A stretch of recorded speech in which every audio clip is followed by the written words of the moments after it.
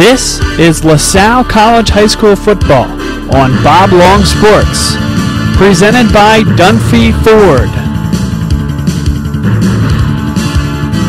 Flexibility still with the timeout. Playbook completely open. 29.3 seconds to go. Handoff to Cy Madden. Has room to the outside. Cuts inside. Another touchdown for Cy Madden. Out to the 25-yard line. Ball is loose. LaSalle has it. Brennan Daly. Brennan Daly to the 15, to the 10, to the 5. Touchdown, LaSalle.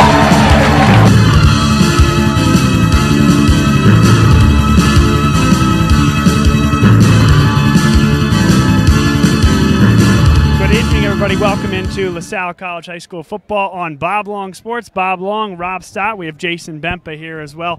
Great game here tonight. We're expecting a nice game between two 2-1 teams. The LaSalle College High School Explorers coming off a win last week, 45-21 against Malvern Prep.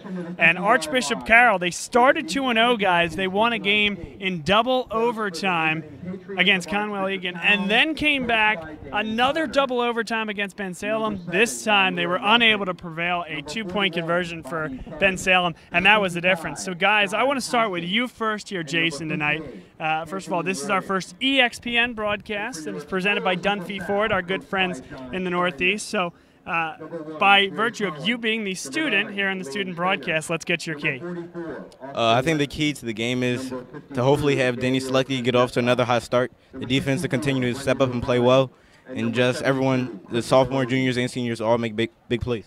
Rob, what's your key for this game here tonight between a 2-1 Patriots team and a 2-1 Explorers team? So looking at just what we've seen from Carroll over the past couple of games, they don't pass often. When they do, it looks like there's a number 1 or 2 receiver that they should really key on. But it's going to be a ground and pound kind of game, it looks like, out of Carroll. So looking for that front seven of LaSalle to really step up, plug the holes up, and keep this Carroll team contained on the ground. A game of injuries on both sides. The LaSalle Explorers, that's been well documented. They've been without the services of Isaiah Jones for about 7 quarters now.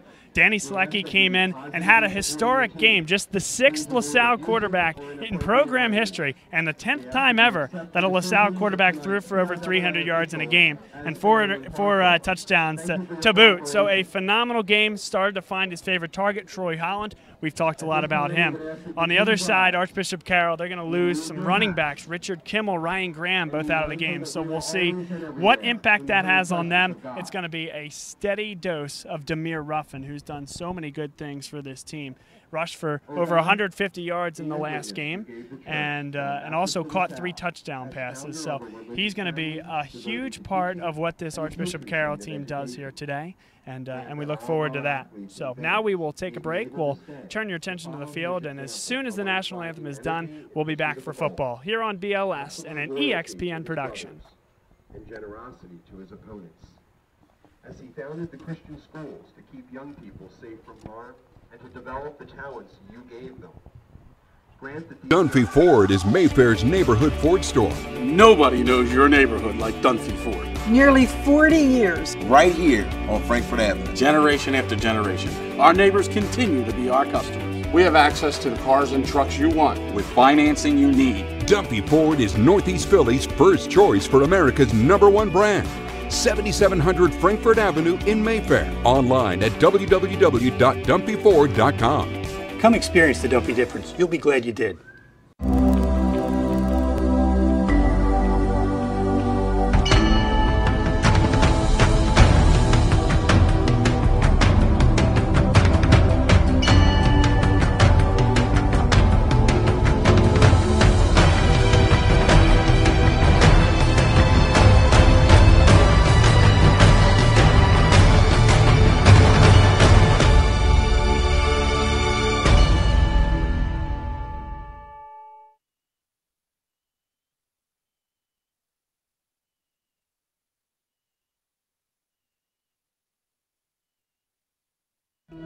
What does your character look like?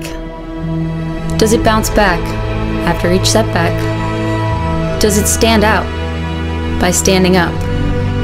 Does it make good on good intentions? Character is invisible until it's not. Only through action will the world know what it's made of, what you're made of. Find out how you can strengthen the character of your community alongside empowered veterans and families of the fallen at travismanion.org. What's going on, folks? This is Bob Long from Bob Long Sports. We're live here at the Wells Fargo Center before each and every Philadelphia Soul home game. We record this now before Arena Bowl 30, and the Philadelphia Soul, the winningest team in Philadelphia. Bob Long Sports is your spot for live video pregame shows with Bob Long, Eric Nash, and Rob Stott. We even have the opportunity to talk with the AFL Commissioner, Scott Butera. We appreciate you. Well, I appreciate you guys having me. You do a terrific job, and God bless all of you and the folks in Philadelphia. I wish you the best of luck. Thanks, Scott. Appreciate it. Tune in before every home game for the Philadelphia Soul official pregame show on Bob Long Sports. A good evening once again. Welcome back to Upper Dublin High School. The LaSalle College High School Explorers playing a home game tonight against Archbishop Carroll, the Patriots, out of Radnor, PA. LaSalle will receive the opening kickoff. Archbishop Carroll will kick off. Jules Mastrocola, number 28, aligns over the ball and back deep to return for the Explorers. Number 2, Octavius Carter, and number 10, Devin Smith. Bob Long, Rob Stott, Jason Bempa, and Mara Jones, and we're underway.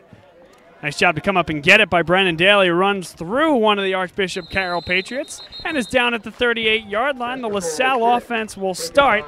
And, guys, I think that probably wasn't quite the squib that Carroll was looking for, a Sunday hop to Brennan Daly.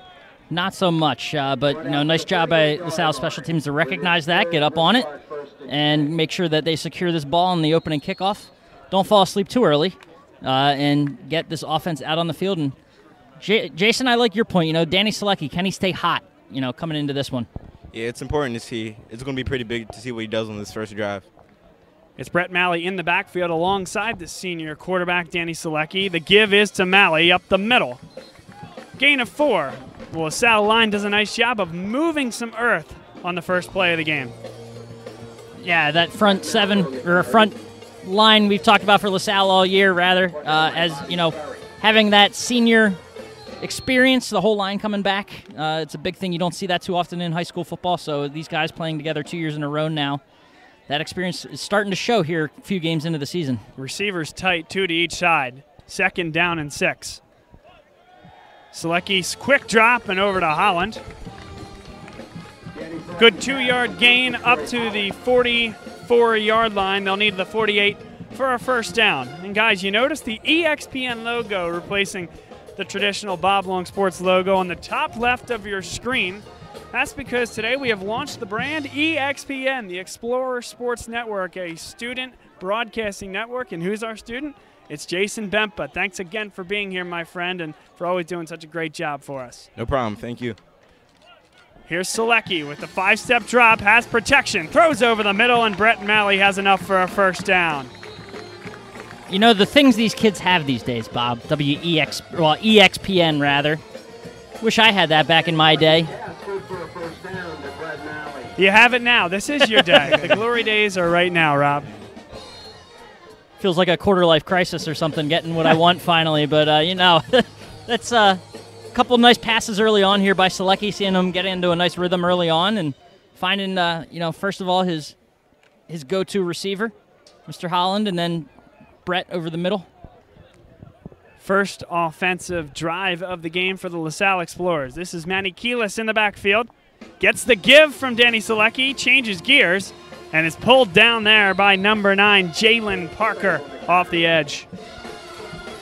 It was a nice job by Jalen Parker there, and that play, you could see it was moving Keelis from right to left, and the line was going with them. A lot of times you leave that edge rusher free on an RPO like that because you want him to commit to the quarterback there. That time Keelis, by adjusting and going the other way, actually gave Parker the time to catch him on that other edge.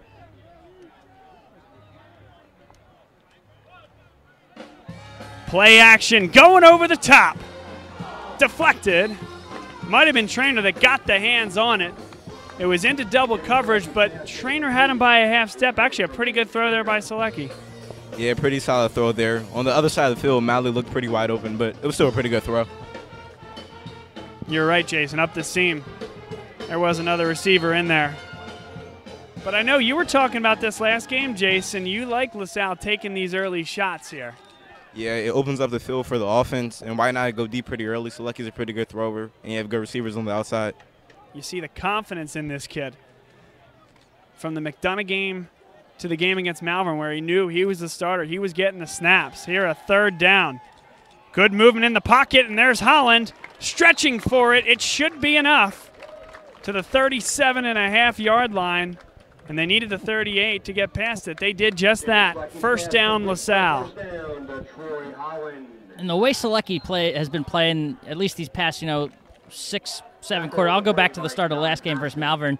I mean, this kid looks like he was the starter from day one, just making confident throws, stepping up in the pocket, really having an excellent sense of the pocket presence, and really impressed with this kid so far. Selecki in the seam. Malley's there, taken down by a wide swath of Patriots there, just inside the 30-yard line. That'll be close to another first down. 2nd and 1 is the determination. And a nice, opening drive here for the Explorers. Looks like Selecki, I thought he was looking for a timeout there, but instead of roll to his strong side, there's Holland. Slipped a little bit and is pushed to the ground at the 25-yard line. Good enough for another first down. Yeah, early on, Selecki, he's doing a pretty good job of spreading the ball around, letting all the receivers get a touch of the ball so far, getting Manny a run here. And a real methodical kind of drive. They're just kind of marching the ball downfield. Looks almost too easy for the Explorers so far.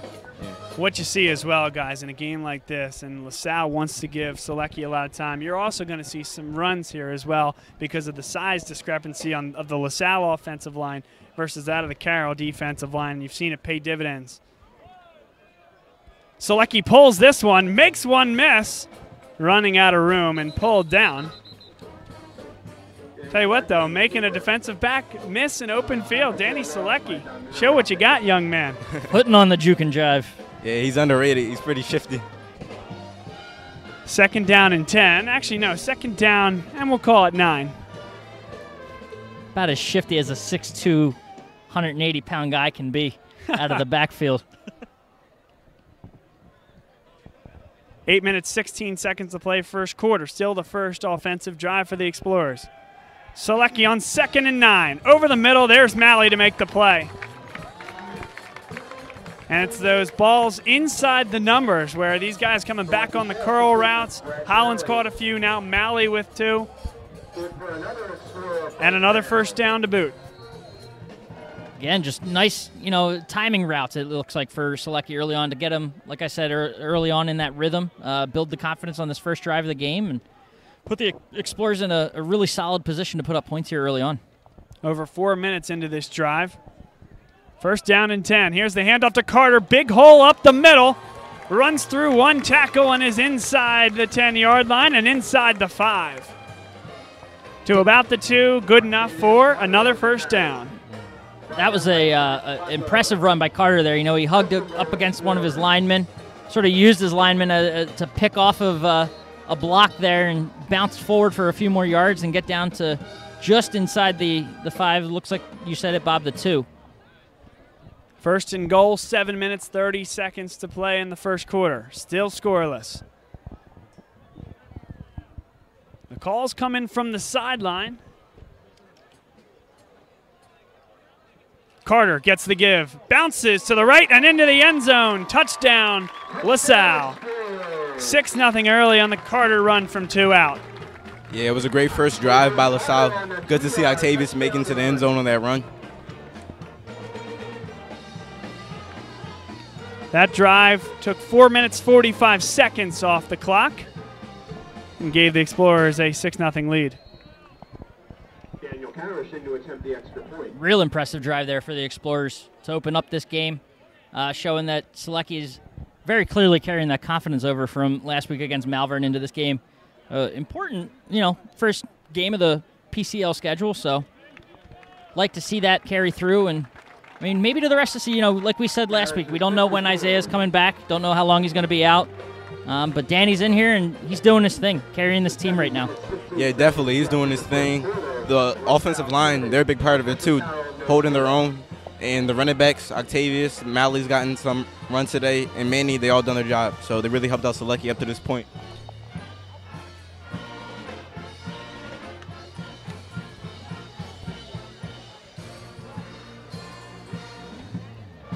Tonight's game on EXPN and on BLS is brought to you by Dunphy Ford, our partners in the Northeast. Visit them at 7700 Frankfurt Avenue or DunphyFord.com and tell Kevin Dunphy or any of his staff that Bob Long Sports sent you over.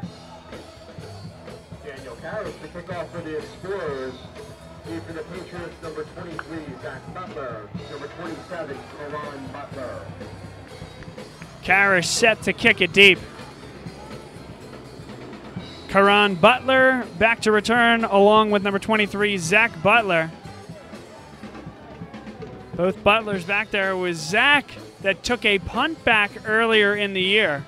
The lone special teams touchdown this year for Archbishop Carroll, and they angle it towards number 23, Zach Butler, nearly at his knee on the ground. Now comes up the middle, and a nice run up past the 35-yard line and to the 37, where Archbishop Carroll and Kamal Gray will start their first offensive drive of the night.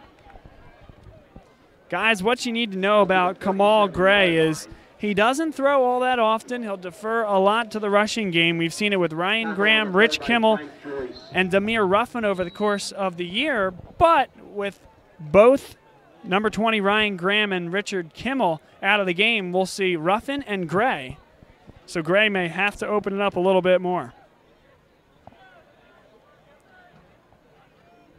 Ruffin's in motion. Gray rolls to his strong side, and a good throw there.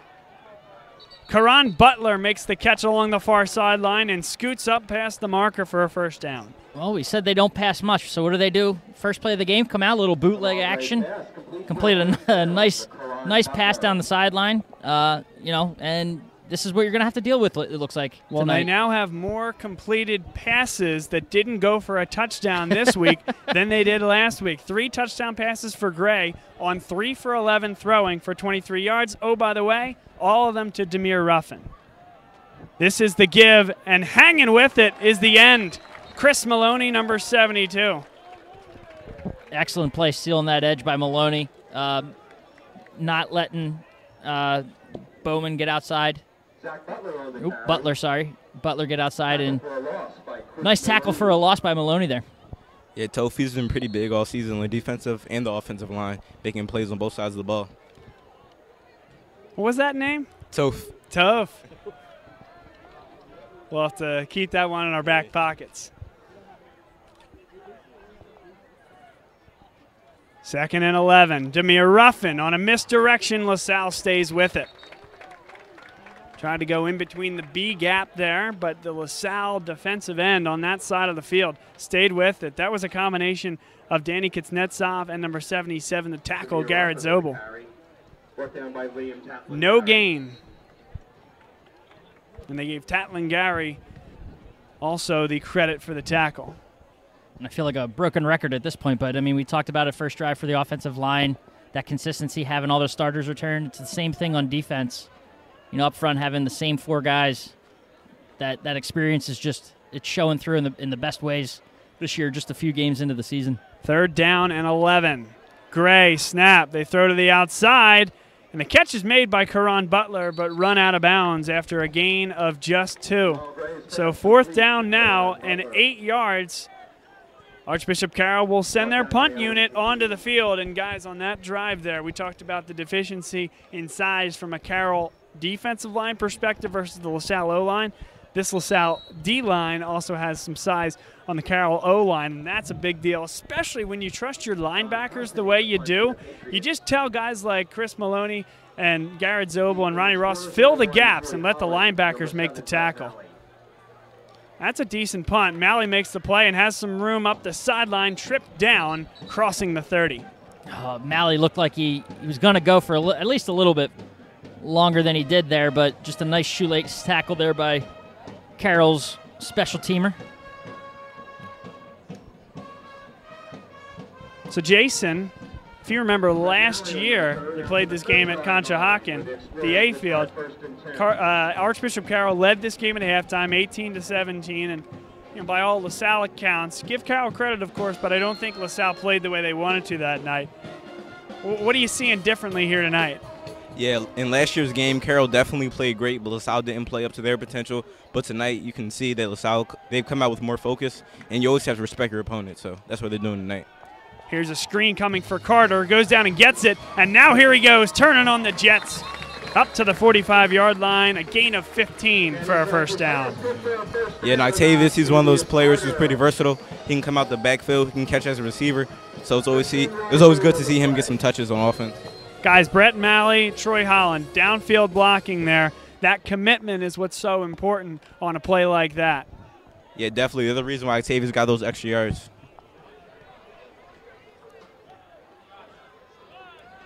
Danny Selecki rolls. Running out of time and goes down. Hirschman could only hold off so long, and then they came through the middle as well.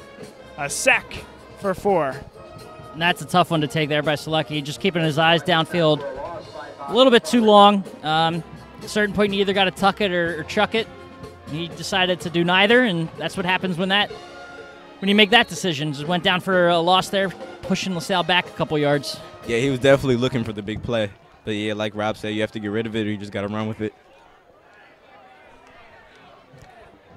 Second down and 13, 4 minutes, 20 seconds to play, first quarter. Here's the handoff to Carter and runs into a wall. Carroll fills the gaps well and drops him for no gain.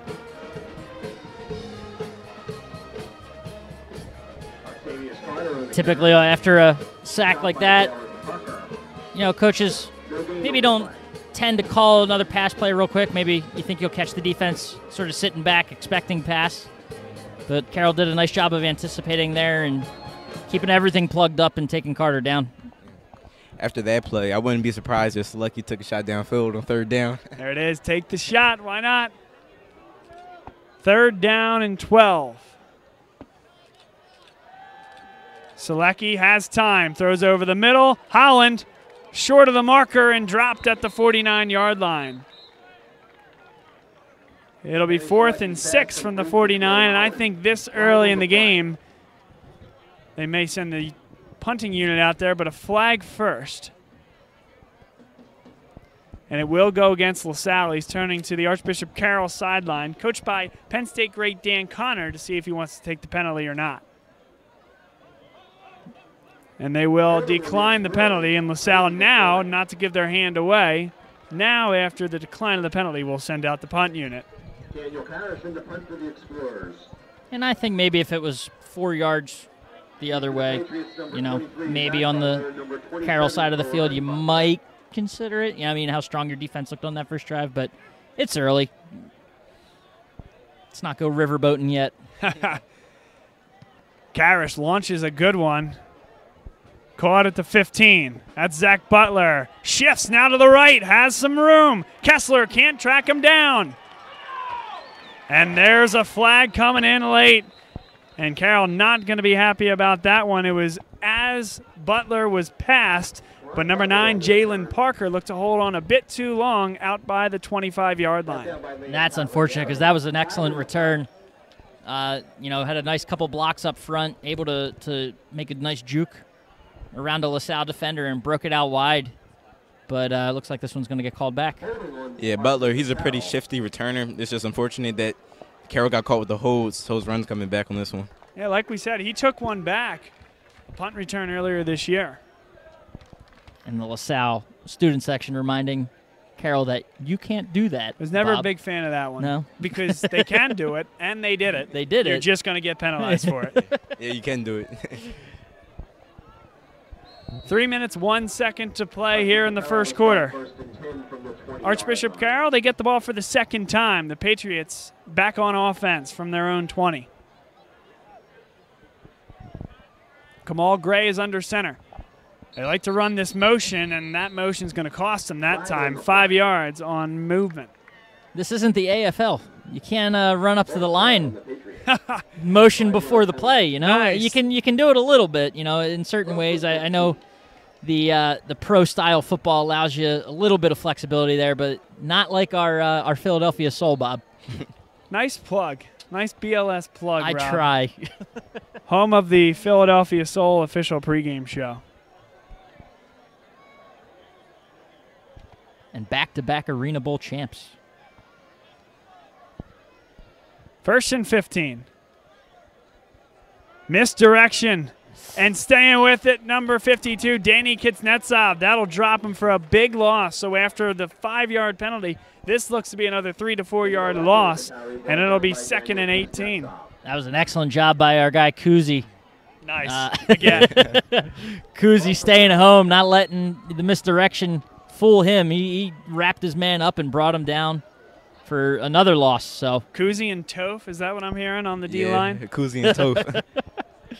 The edges are covered. What do we got in the middle? We got to figure something out.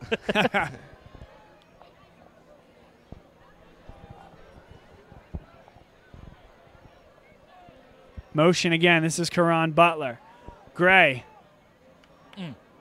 stays on his feet and is dropped. A lot of running for a gain of 3. And now it'll be 3rd and long as we tick under 2 minutes to play in the first quarter.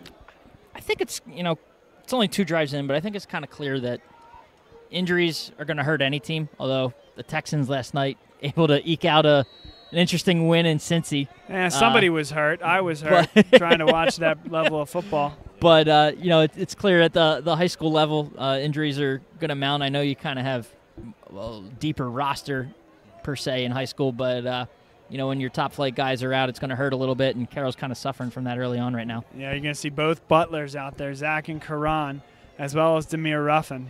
And that really, from a skill position, is what they have. Matchett coming from the far side. Gray stays on his feet, throws low, and incomplete. Would have been short of a first down anyway. 4th down and long, and Carroll will send their punt unit on the field. And that's why, even if you were to go for it, and when LaSalle had the ball on offense, you punt in that situation because you're able to pin Carroll back. You trust your defense to hold there. And now really it's a win anyway for you. You're tilting the field position. Yeah, the whole defense, it's been pretty consistent throughout the whole entire year, getting it stopped. So always trust your defense. Jules Mastrocola, the left-footed punt. Good high hanger. Holland, they say he called for the fair catch. I admittedly did not see it. I don't Holland know about looks that. confused as well, as does the LaSalle sideline. It's the exact opposite kind of play we saw last week where, Malvern thought, I forget if it was Malley. Who had Malley? They thought Malley had put up the arm for a fair catch. He didn't. He kept going. He ran, picked up a nice gain. That time, Holland doesn't wave his hands at all, at least from what we saw, or thought we saw. And the refs blow it dead right there. Yeah, he definitely didn't wave his hand on that one. I'm not sure what they saw. So, Rob, might be that time to ask everybody, where are you at? Where are you listening from, and where are you watching LaSalle College High School football from on this beautiful Friday evening? You shoot us a tweet at Bob Long Sports with where you're watching from, and we'll give you a shout-out on the broadcast. Get at us. Selecki throws over the head of Holland off the top of the fingertips. That was a breakdown defensively for Carroll, guys. Yeah, there was a lot going on there in the secondary. It looked like Holland was open over the top, Burnham. Everyone had a little step on their guy, but maybe Selecki on the move couldn't get his feet set underneath him too well and just airmailed that ball. Yeah, I think Selecki probably was looking a little further downfield trying to get the big play. So by the time he got to Troy, he overthrew him. And just maybe Troy may look back and say, maybe could have snugged that one. But the handoff now goes up the middle. A big hit across the middle by Karan Butler, and a flag comes in near the line of scrimmage. Man, that looked rough. I felt that one up here. Manny, man.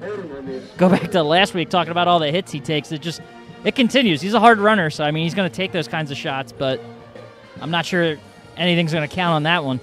Yeah, Manny, he's a tough runner, but up to this point in the season, he's taken a lot of big hits. Still having a discussion in the middle of the field, the 3 officials, and now the crew chief will come in. and abridge the discussion. Here comes the call.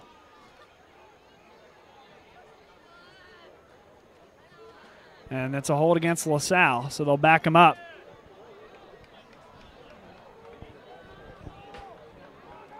.4 seconds to play in the first quarter. LaSalle marched right down the field on their first drive. But on this end, a couple penalties on their last two drives has put them into long yardage situations. In my opinion, it doesn't look like LaSalle. They've come out with the same type of energy they had last week versus Malvern. They're playing well up to this point, but I feel as though they could do a little bit more. Here's 2nd and 20. The delay give to Keelis. He has room. Up near midfield and dropped right on the 50-yard line. Good gain there of 10 yards to get it all back.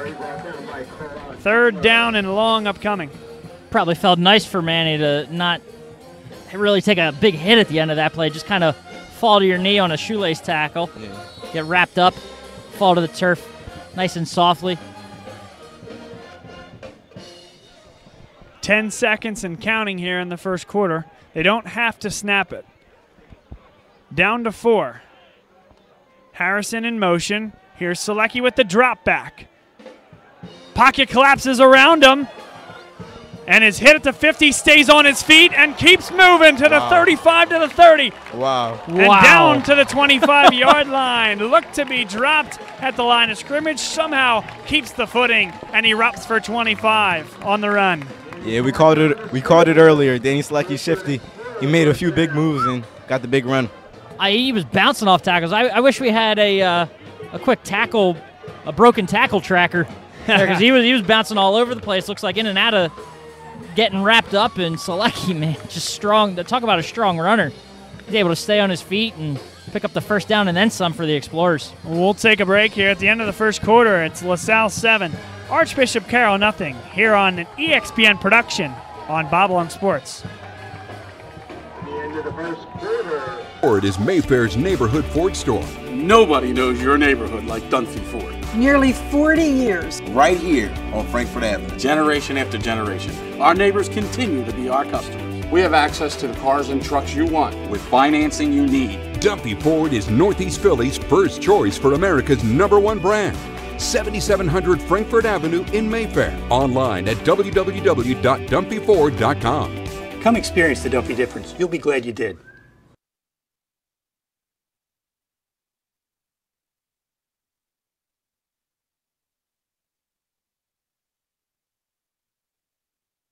Welcome back to Upper Dublin High School as LaSalle takes on Archbishop Carroll.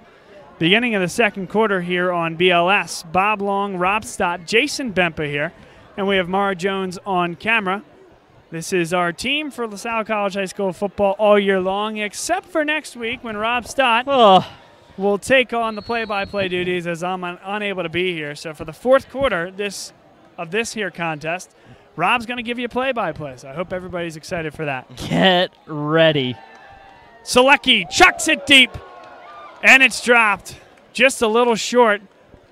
Was looking for Marvin Harrison. Harrison kind of lost his footing, guys, right near the goal line, and that was the difference there, but Selecki's going to want that back. And I think he only lost it because he underthrew it. The ball was underthrown by Selecki a little bit there. But I could see Selecki's eyes, I think, from here, how wide open they got, because Marvin wide open, and it looked like, he had a couple wide open guys in the end zone. He just had to pick and choose who he wanted, and I think probably started to throw that ball before he was ready, underthrew it a little bit. And yeah, if Selecki could get that one back, he definitely would. Good run up the middle there, enough for a first down, sneaking and jiving through. Manny Quiles on the carry, brought down by John Kusaritz. First down for the LaSalle Explorers on the run from Carter.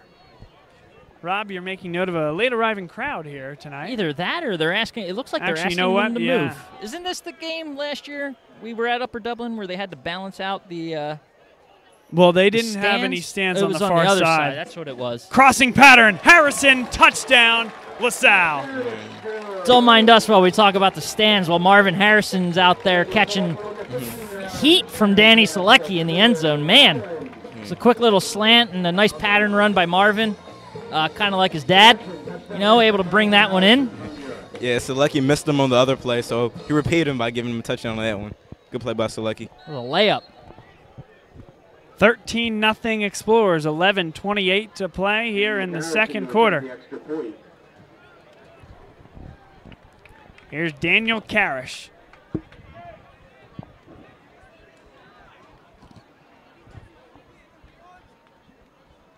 Kick from Karish is low and goes through the uprights. 14-0 LaSalle leads over Archbishop Carroll here in the Philadelphia Catholic League opener. It's an ESPN production tonight, live on Bob Long Sports. And guys, here's one more for you. We're excited for this one. Bill Wasilenko, as Ted Solari calls him, the Wizard of Winmore, a LaSalle football historian. He will be on with us live at halftime. We're going to talk to him about his pending induction into the LaSalle Hall of Athletics, as well as homecoming weekend, which is next weekend, a Saturday game, and many more LaSalle stories past and present. So please, no time to go get a beverage at halftime. Please stay with us because Bill will be very entertaining. The Wizard of Winmore. I love it. With a Y, by the way. W-Y-Z-A-R-D. Of course. That's fantastic. I love talking to Bill. It brings so much knowledge to this broadcast booth. Not that you don't have a lot, Bob. That's not what I'm saying, but this guy But is... I'm saying that. Compared to him, I am saying that. This guy is more than just a LaSalle historian as far as the football team is concerned. I mean, he's been such a big part of this program, and it's awesome to be able to chat with him every once in a while. Good kick there from Karish into the back half of the end zone. Touchback, and he was feeling it on that kick. That was a boot. Now you notice here at Upper Dublin, next time they're down by the end zones, there's a line that goes right across the end zone about 5 yards in. That's not the front or the back of the end zone. That's the soccer pitch. The line, the yellow line is for soccer, but the white line is for football. Good luck differentiating yellow versus white here on a night like this under the lights. Yeah, but the goal line, if you will. I will. It's kind of underlining that upper dot. It's kind of makes it interesting to look at. But yeah, like you that said, means under Rob the doesn't lights. like it, Jason. No. Yeah, it's 3 years of doing this. Bob knows me. In motion, they give it. And now cutting back over the middle. Decent little run, but LaSalle stays with it well. Zebi Zarwi, we'll see a little bit of him running here tonight. He came into the game, did Zarwi with 7 carries for 45 yards. That a gain of 3.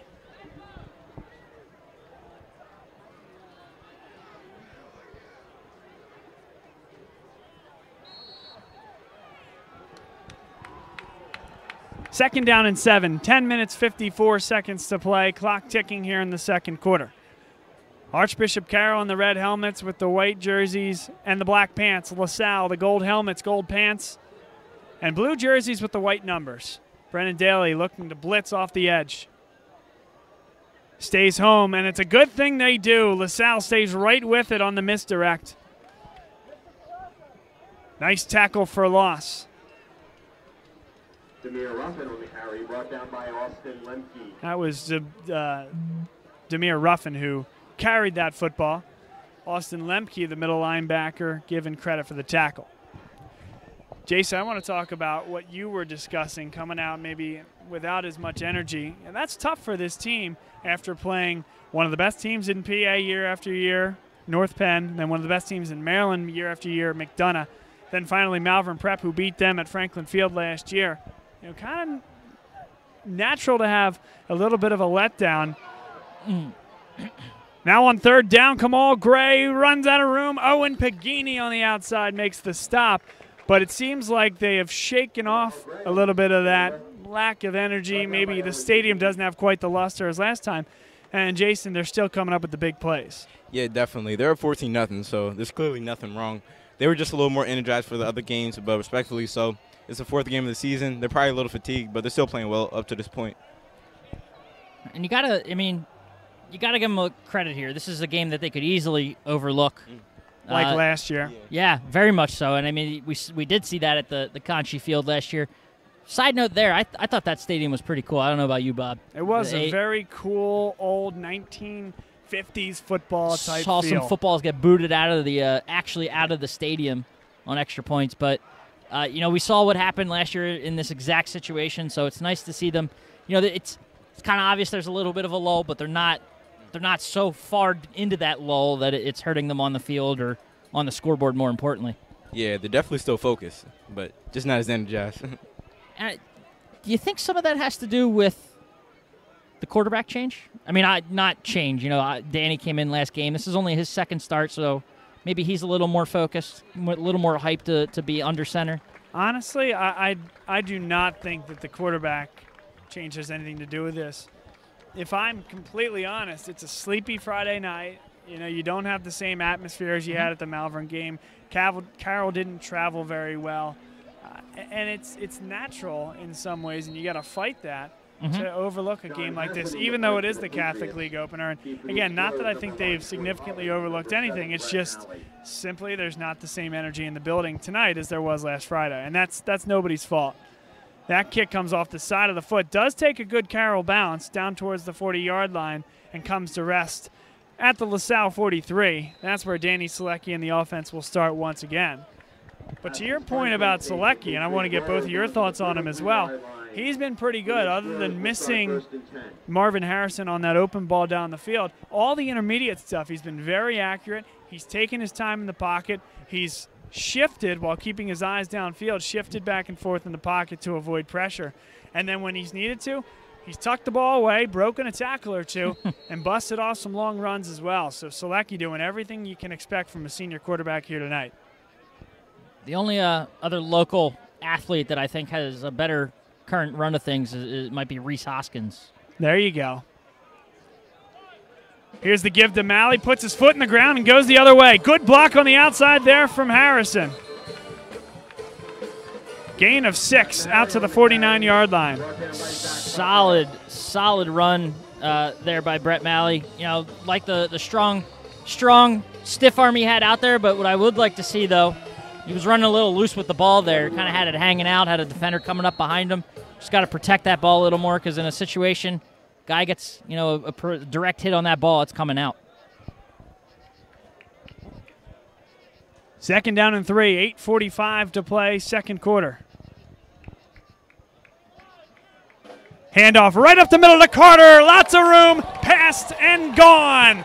All the way to the house, Octavius Carter. From a 51 yards out, guys, untouched to the house. Yeah, shout out to Octavius. That's his second touchdown run of the game. LaSalle, they've been using 3 different backs tonight, Octavius, Manny, and Brett Malley, but it's nice to see Octavius get in the end zone again. Carter having a day so far. I mean, that's 2 impressive runs to put LaSalle in the end zone. One from a little bit closer, able to bounce off. We saw in the first touchdown run, find his blockers. This time, his blockers, he didn't need any bouncing off of anyone. He just had the sea parted in front of him, and he just took it. It's the longest play of the game for the LaSalle Explorers, 51 yards on the run from Carter, besting the 26-yard scamper from Danny Selecki earlier in the game. Daniel Karish up and good, 3 for 3 on extra points, and it's now 21-0 LaSalle.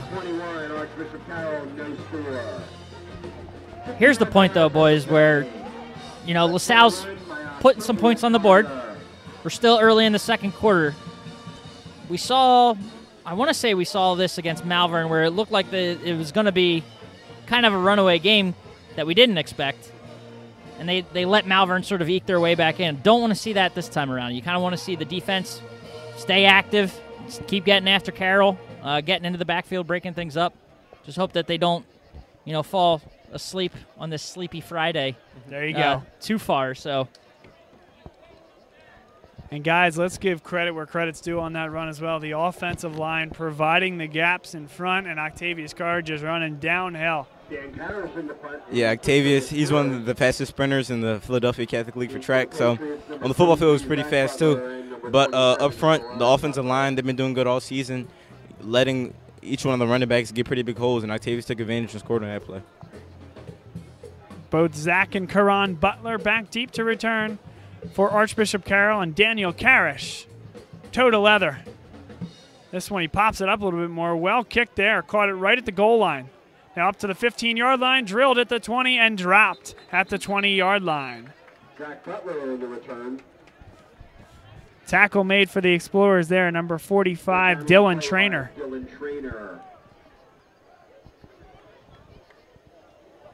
21-0 LaSalle, 8:23 to play second quarter. And Archbishop Carroll back onto the field. Will start first and 10 from the 20-yard line.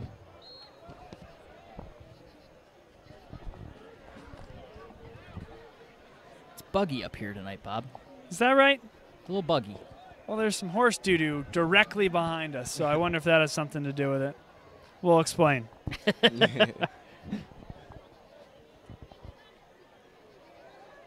Demir Ruffin has it on the right-hand side and dropped there after a gain of about 4. But yes, a horse farm, if that's what we're going to call it, directly behind us. We have a couple stallions, 3 of them directly behind us here, Rob. Beautiful beasts, if I do say so myself. Enjoying the high school action on a Friday night.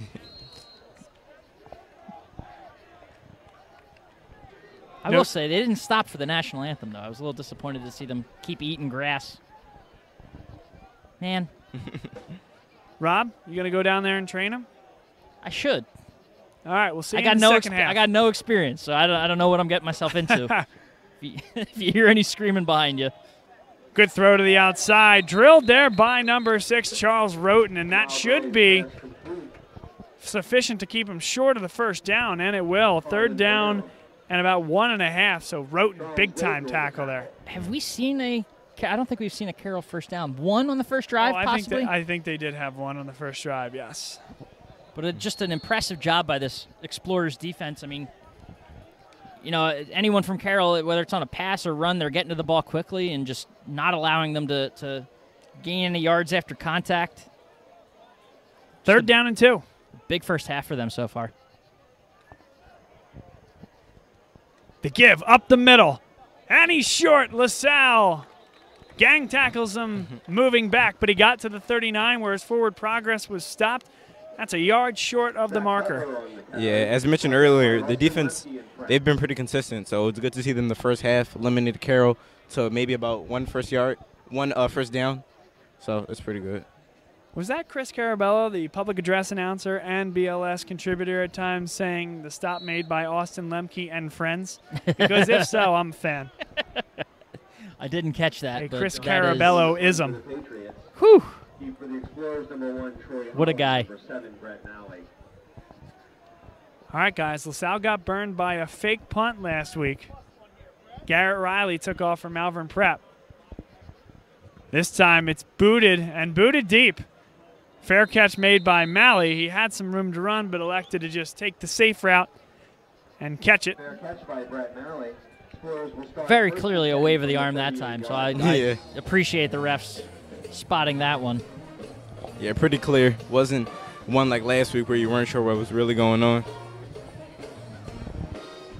Okay, guys, so this is game 1 of the Philadelphia Catholic League schedule for LaSalle. It's tonight, a Friday night tilt against the Patriots of Archbishop Carroll, of course. Next up, Archbishop Ryan, a Saturday night game. And then Father Judge's senior night, if you can believe that, at Plymouth White Marsh High School on September 29th. Selecki, good throw over the middle to Carter, and he's dropped at the 46-yard line. Just continuing the momentum with Carter, feeding him the ball. Selecki finding his man, whether it's on the ground or through the air. Carter's having a big night tonight, so why not keep feeding that beast? Yeah, Carter, he's been a pretty big playmaker tonight, having a few big runs, a few big catches. Good to see him playing well tonight. And unfortunately, Archbishop Carroll a little bit overmatched at this point. You're seeing multiple receivers open on just about every play. That time, Holland also available. Delaying the give to Manny Keelis. Good tackle there on the outside. Jalen Parker looks like the best defensive player Archbishop Carroll has, moving all around the field and stopping a much bigger, what could have been a bigger gain for Keelis. Yeah, still a nice strong run by Manny, like we consistently see out of him, enough to pick up that first down for the Explorers, keep those chains moving.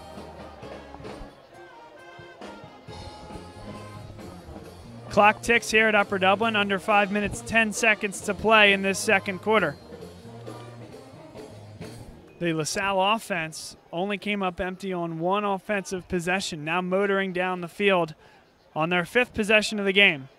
Out wide, Malley's there, stays up and twinkle toes along the sideline. Did he get enough for a first down? Referee says yes, sir. Excellent catch by Malley, shedding one would-be tackler, and then skirting up along the sidelines just enough to pick up the first down. Got it by about a yard. Yeah, it was pretty impressive to see him keep his balance, to remain in bounds and get the first down.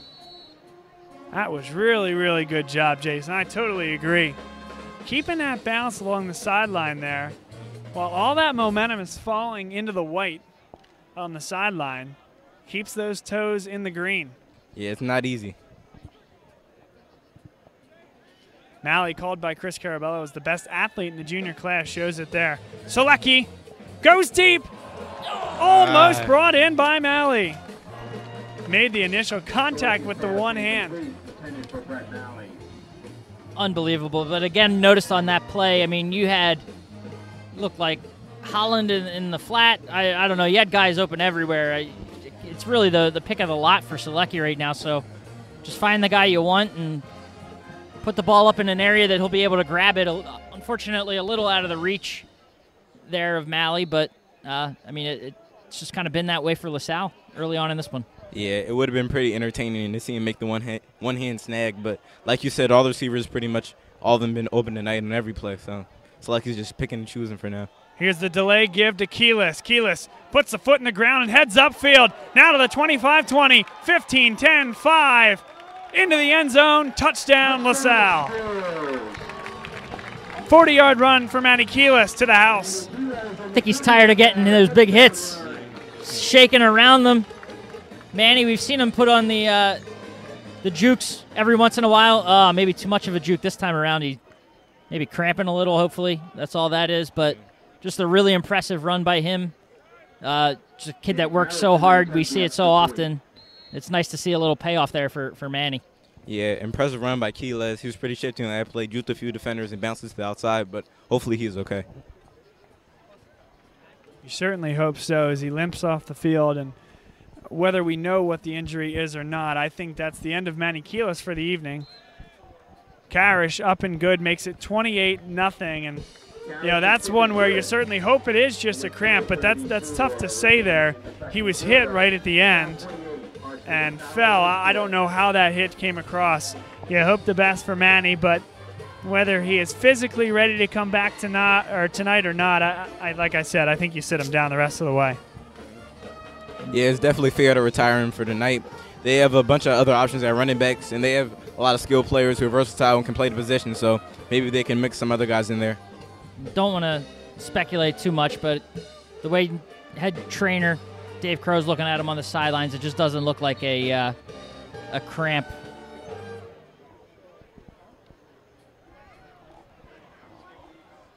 Well, so we'll keep you updated to the extent we can on the status of Manny Keelis. He erupts for a 40-yard touchdown and comes up limping after the play. 4 minutes, 34 seconds to play. Second quarter.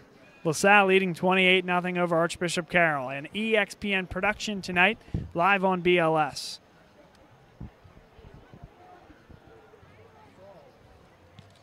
Karras this time a line drive kick and well into the end zone. Once again, I think those guys are thinking that yellow line halfway into the end zone is actually the goal line. I see why you brought it up now, because it's not only fooling us, it's fooling the players on the field as well.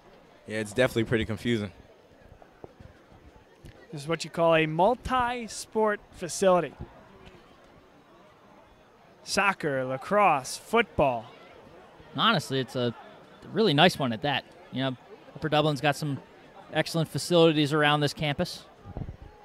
Beautiful new school created, built up about 4 or 5 years ago. Have you ever been in the aquatic center? I have not yet. I haven't done my laps there yet. It's impressive. Almost Olympic style looking. Handoff inside. Looked like Zach Butler taken down after a gain of 1. Zach Butler on the carry.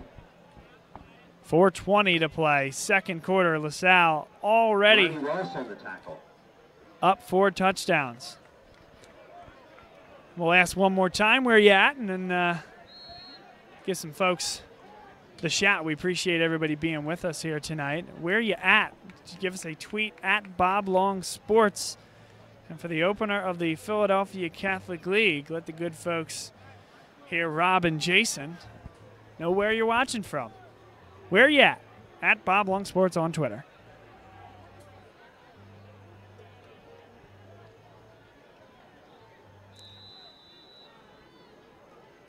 And now a whistle. Delay of game against Archbishop Carroll. And that one looked like somewhat of an unforced error. Delay of game on the Patriots. Almost as if they just weren't aware. Yeah, definitely. Carroll, they haven't been aware tonight on a lot of different things, but they just let one slip away right there.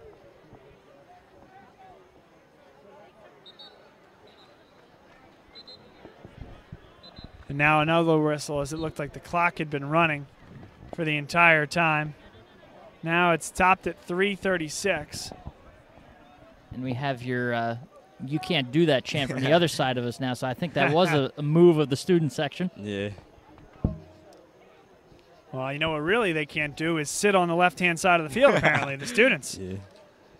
Kamal Gray throwing over the middle and dropped there. Looks like a decent throw and dropped by Karan Butler. Kamal Gray's pass incomplete. Intended for Karan Butler. We mentioned this Archbishop Carroll team perhaps a little bit worn out. I think you mentioned this Carroll team doesn't have that same energy. Jason, might be because they had 2 consecutive double overtime games. 1 win, 1 loss. A game against Conwell Egan where they went for 2 in the second overtime and won. But the second time around against Ben Salem, Archbishop Carroll had the ball first in the second overtime. They elected to kick the extra point, and Ben Salem says we're going for it all. They converted successfully and won the game by 1 point.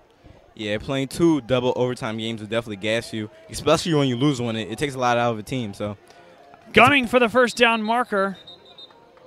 It will be short. Good effort by Karan Butler, but LaSalle able to get there just in time, 3 yards shy of the marker. Short of the first down.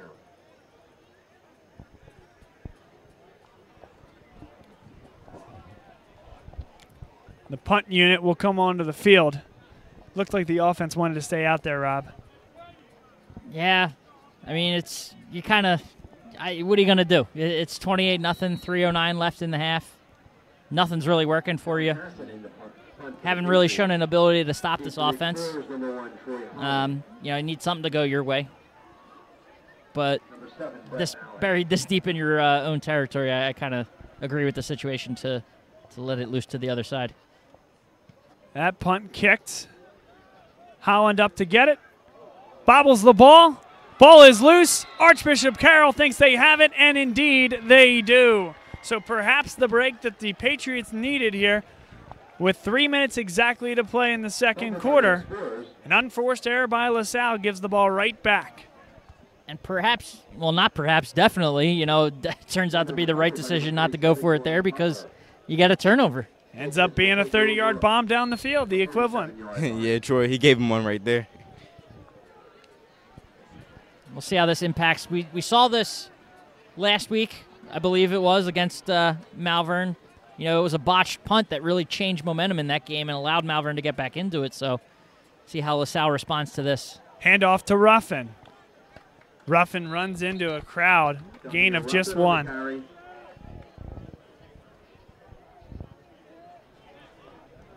Ronnie Ross on the tackle.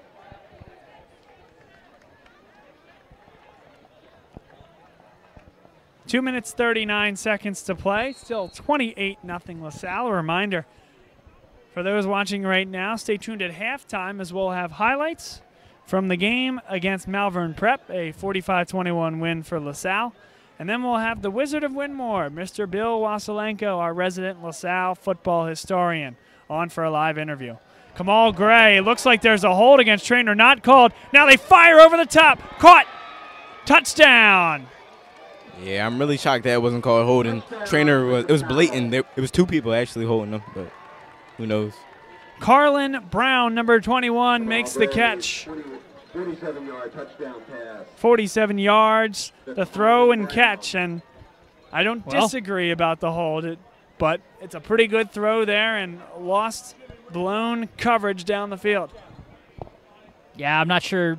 Was too busy kind of looking at the hold that wasn't to see what happened downfield, but clearly some busted coverage.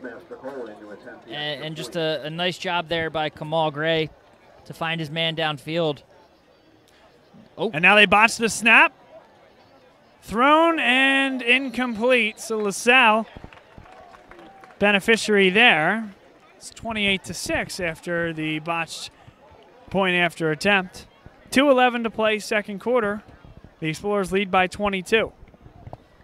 And again, just like last week, it's a turnover, botched special teams play that allows the Explorers' opponent, in this case it's Archbishop Carroll, to put some points on the board. So, they're going to get the ball back on offense here. You kind of hope that they put that drive behind them. The defense clearly wasn't ready to go back on the field after one special teams play, but we'll see how this translates to the offense. This portion of tonight's game brought to you by our friends at Dunphy Ford in the Northeast.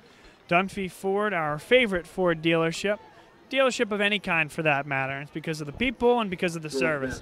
Kevin Dunphy, the owner, is a LaSalle graduate. He sent his son Tyler to LaSalle, and he's still a huge advocate of LaSalle athletics, LaSalle academics.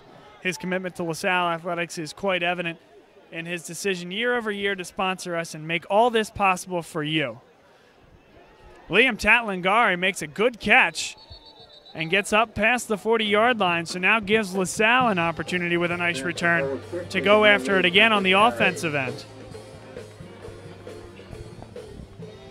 That's a big score for Archbishop Carroll there, Rob, because as you know, Archbishop Carroll deferred to start the game, so they will receive the kick in the second half. A stop here would give them the ball, and if they could go down and score once again, all of a sudden maybe you're looking at a ball game in the beginning phases of the second half. LaSalle also has an opportunity to quell that right here.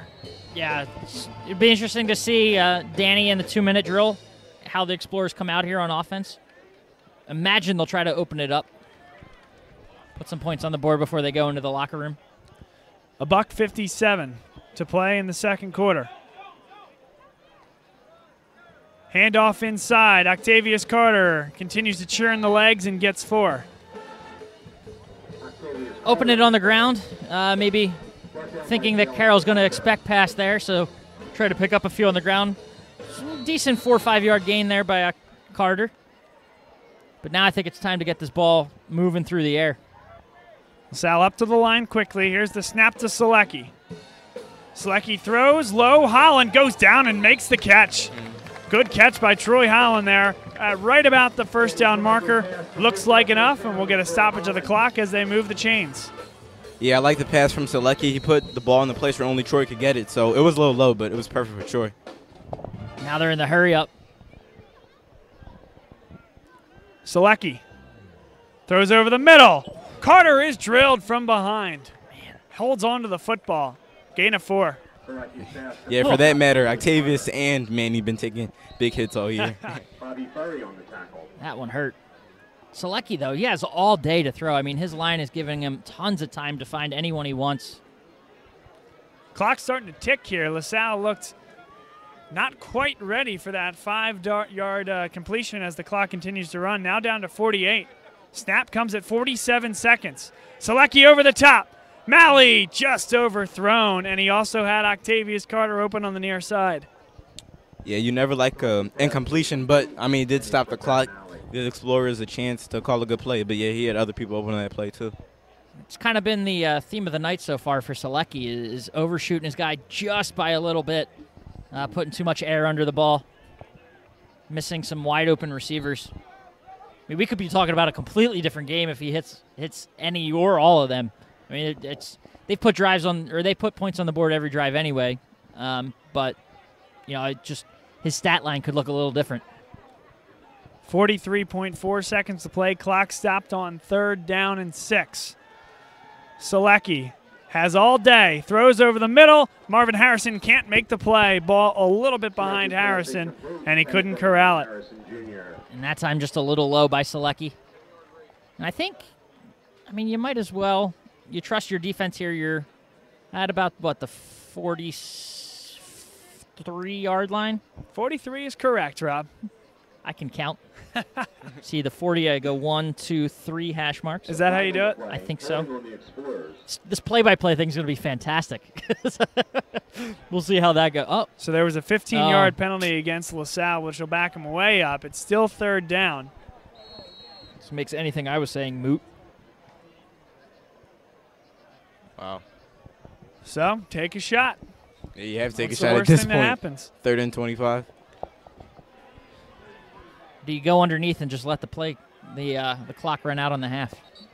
Well, Carroll still has their timeouts. They'll likely call them. And this timeout is called by Archbishop Carroll. They stop the clock to get a look at LaSalle. Yeah, but LaSalle, they have trust in their defense, so why not just take the shot if you have to punt the ball away? I think they have the confidence that the defense can hold off for the rest of the half. Timeout on the field. We'll take it with them. This portion of today's game brought to you by our friends at Dunphy Ford. Dunphy Ford is Mayfair's neighborhood Ford store. Nobody knows your neighborhood like Dunphy Ford. Nearly 40 years. Right here on Frankfurt Avenue. Generation after generation, our neighbors continue to be our customers. We have access to the cars and trucks you want with financing you need. Dunphy Ford is Northeast Philly's first choice for America's #1 brand. 7700 Frankfurt Avenue in Mayfair. Online at www.dunphyford.com. Come experience the Dunphy difference. You'll be glad you did. Welcome back to Upper Dublin High School, LaSalle College High School football, and EXPN production live on BLS. With Bob Long, Rob Stott, Jason Bempa, and Mara Jones on camera. Sounds so awesome. Rolling off the EXPN. There you go. That's why you do it. Ba-na-na, ba-na-na. Also, a big shout out to Nancy Gianni. Once again, listening in Clarkson, Michigan. We certainly appreciate her. Appreciate everybody for listening in here tonight. A couple likes and a couple retweets. We appreciate all that from everybody listening and watching here tonight. Selecki over the top. He's got Carter. Carter drops the ball. I like the shot. I like the idea. Atavius couldn't hold on to it, but I definitely like the shot. That's a situation where Carter, I think he was thinking ahead a little bit. He was thinking 2 steps ahead of where he was, trying to move upfield before he secured that ball. He was going to take honestly, guys, it looked like he was going to take a big hit, running right in between 2 Carroll defenders, 2 safeties over the top. But would have been lucky to hold on to it, I think. But just unfortunate, and now LaSalle in a situation where they are most certainly forced to punt. So Carroll get exactly what it needs. Now they're going after the punt. Good punt there from Karish. Ball's going to drop. Rolls to a stop at the 22-yard line, and with 22.4 seconds to play, I don't see Carroll taking a shot, but the Patriots got what they needed in terms of the stop. They're going to get the ball to start the second half. Down 22 points, yes, but only 3 possessions. If you come out, you get the ball, and you score, all of a sudden a ball game in the third quarter. I don't know if they don't take a shot. Yeah. 22 seconds, you talk about this isn't a passing team for sure. It's not what you expect to see out of them. But all right, I'll bet you a hot dog after the game they don't take a shot. Will you take the bet? Oh, I thought he was talking to you. Yeah, they're going to run it. Karan Butler up the middle. Gain of 5. Timeout. No? Nope. Still ticking. Ref whistle. 10 seconds to play in the half, and All right. that'll be your first half, and I will be enjoying my hot dog on Rob Stott. You're going to make a high school kid buy me a hot dog? You like it? You like any toppings? What are your toppings, Bob? That's the end of the first half here at Upper Dublin High School, the site of tonight's LaSalle versus Archbishop Carroll game. 28-6, the Explorers lead. We'll play the highlights of last week's Malvern Prep game, and then as soon as that is done, an interview with the Wizard of Winmore, the LaSalle football historian, Bill Wassilenko. non-league game between the LaSalle Explorers out of the Philadelphia Catholic League and, of course, Malvern Prep Friars out of the Interac. 3rd down and 6.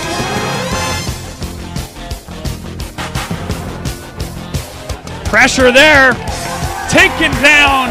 Chris Maloney deep in the backfield. That was excellent penetration there by Maloney, coming through on a big 3rd down play early on here and pulling Gunther down for a big sack. In the year 1957, Paul Eitza was the quarterback for a highly favored LaSalle Explorers team. Got hurt going into the 3rd game. And there was a certain Mr. Al Selecki that came in, spared, and was able to take the spot of the starting quarterback for the Explorers. They won the next 2 games and went on to a city championship. This time it's keyless, and it's enough for a touchdown. Handoff gets to the end line, and that's a touchdown for LaSalle. They are up 6-0. Gunther takes a high snap, rolls away from pressure. Good throw there, caught. And it'll be Quincy Watson walking to the end zone. They do snap the ball. Allison wrapped up. Not going to get it. Turnover on downs. Yeah, that was very important for LaSalle defense. 4th and 1.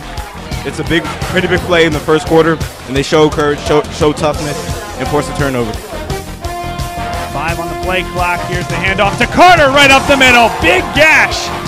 Enough for a 1st down. Excellent blocking up front. Selecki on 2nd and 5. Throws across. There's Holland. Holland with the speed, diving for the end zone. Touchdown, LaSalle. Shout out to my guy Troy Holland, first touchdown of the season. Keep an eye on Holland here on the near side. They're committing the linebacker up, Leach. And there it is. That's the shot. Holland! No. No. Holland. No. I think the look here, he might have been playing for a deflection off of the defender's hands, but fell right into his lap, right through his lap. Yeah, it's on a play like that when you hear what my 2 color commentators said, that you know which school contracts us to do what it is we do.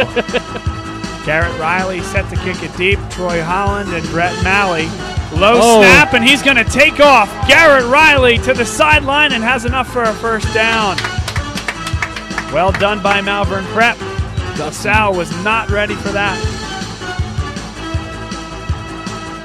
The lob to the back of the end zone. Keith McGuire comes down with it. Touchdown, Malvern Prep. Down to 1. They just get another it off. Another shot. Holland, this time brings he made that it one. in. Little redemption for our man on the outside. 3rd and 7 from the 38-yard line.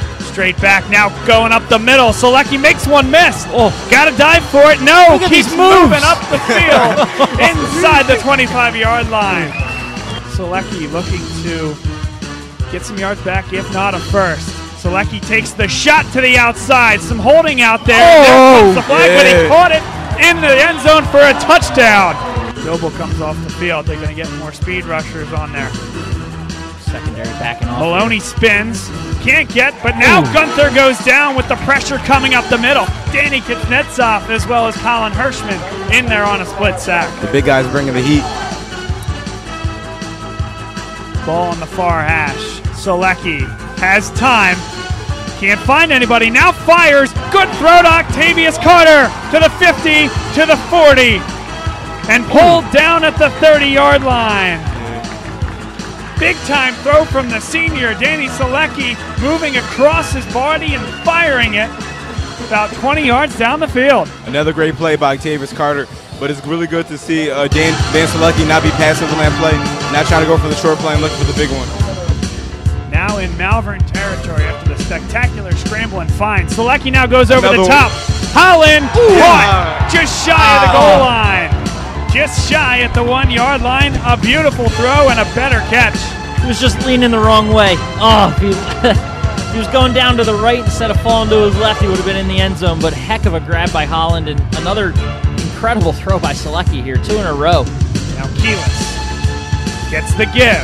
Bounces to the outside. Good blocking. Touchdown, LaSalle.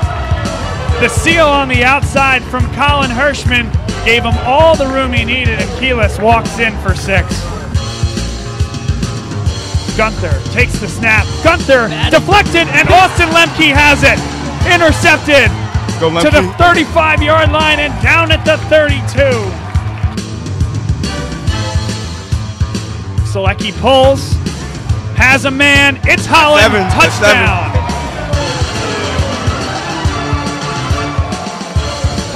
34-14 after the strike from Selecki to Holland. Empty backfield for Gunther. Pressure, down he goes. Big time sack. Lucas McNally. Start trying to move earth. Selecki instead, he'll take the shot. He's got Malley. Malley to the 15, pulled down at the 13-yard line. Selecki's on fire. Selecki spires, has Burnham. Burnham to the end zone, rumbling home. Touchdown LaSalle. Woo! Lowering that shoulder, hitting that truck stick, and just firing it into the end zone. Love that hard run. Joey Burnham taking the pass from Selecki to the house. Here's a little pitch to O'Shawn Allison. O'Shawn Allison has a lot of room and now gashes up the middle to the 30, to the 25, 20, 15, slows down and is dragged down at the 5-yard line. O'Shawn Allison, a big-time run, and takes it from the 35 all the way down to the 5-yard line. There's the throw, the catch, and that's enough for a touchdown. Malvern Prep, the throw from Gunther.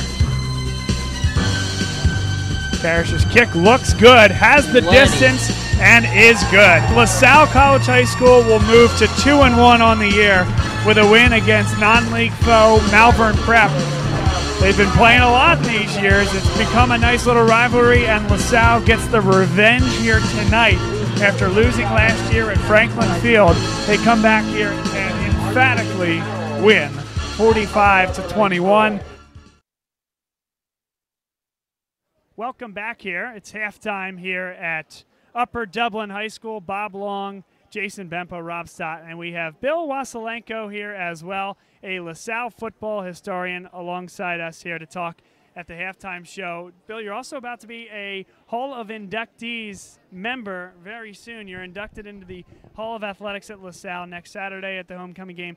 Congratulations on that, and tell us what the whole process has been like for you. It's really an honor, an unexpected and humbling honor.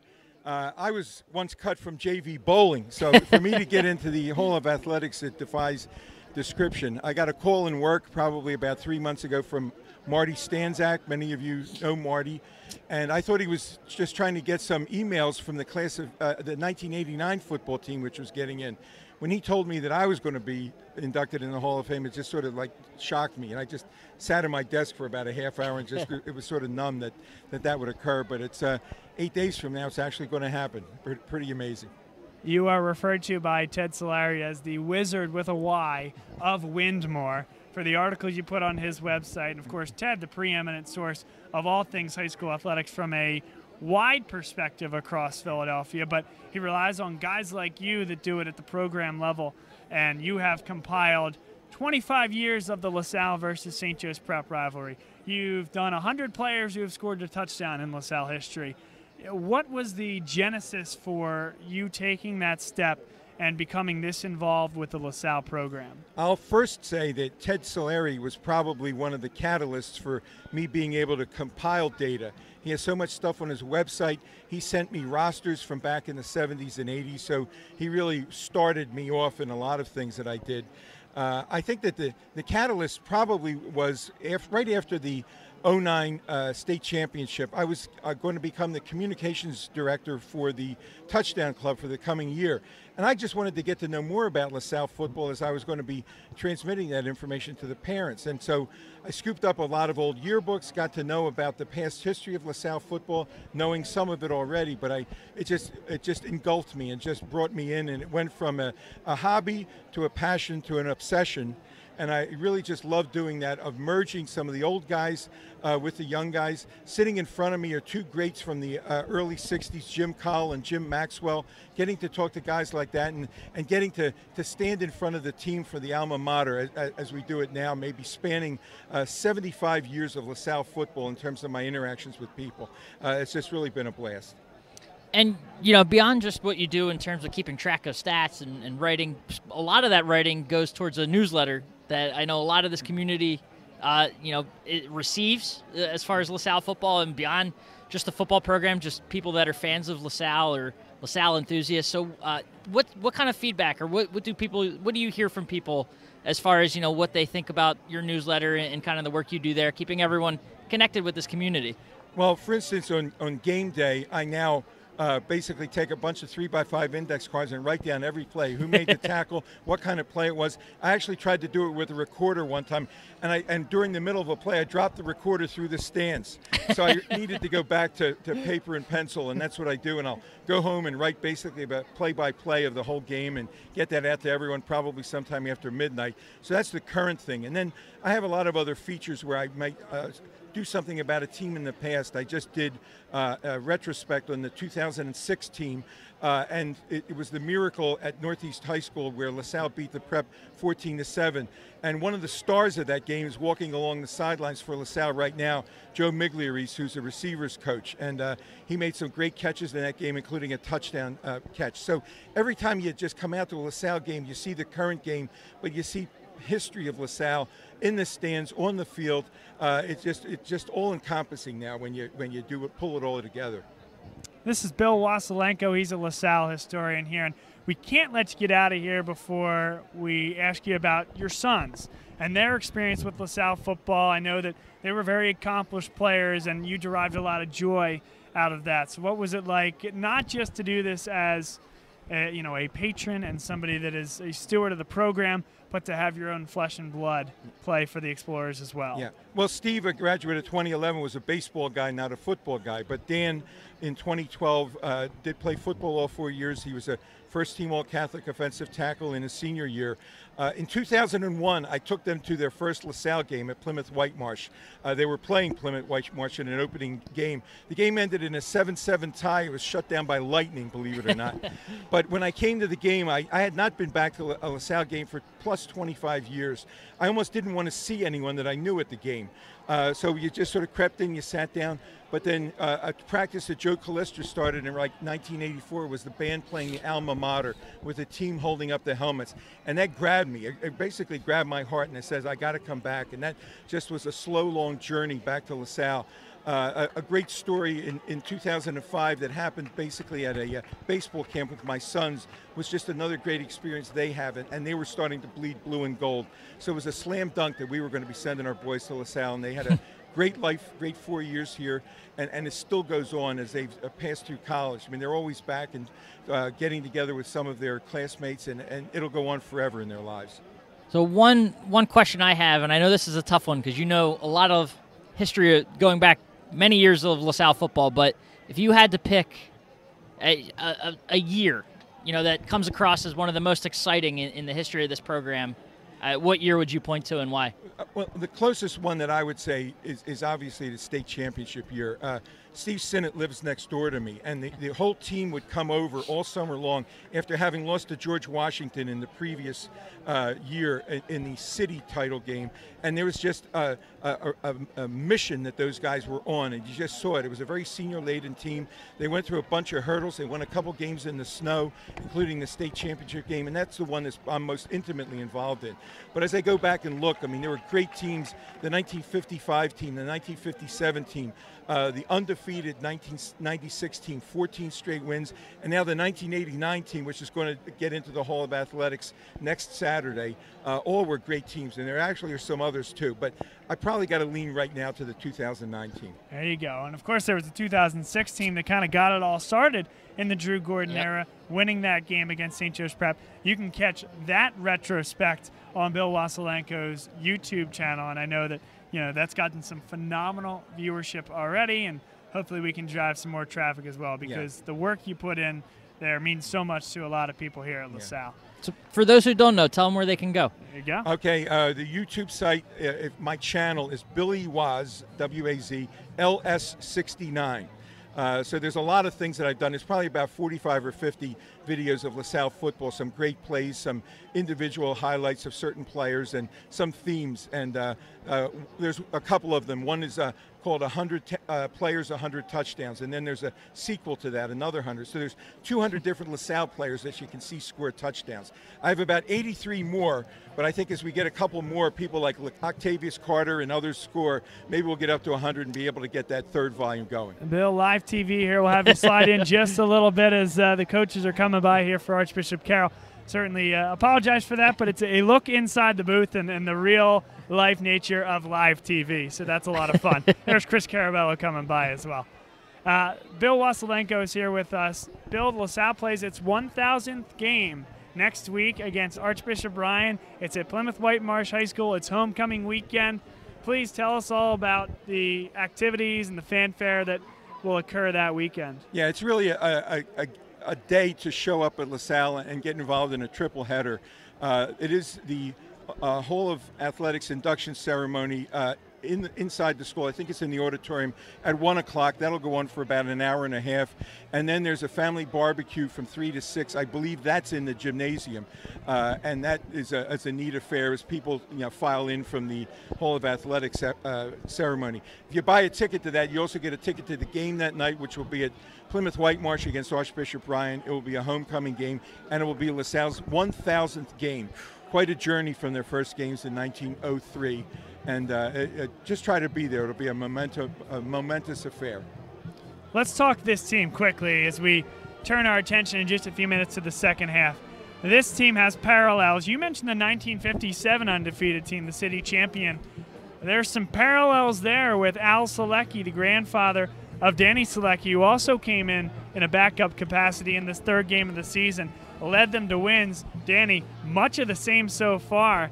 A big-time win against Malvern Prep, perhaps unexpected by some, and then this one taking care of business early.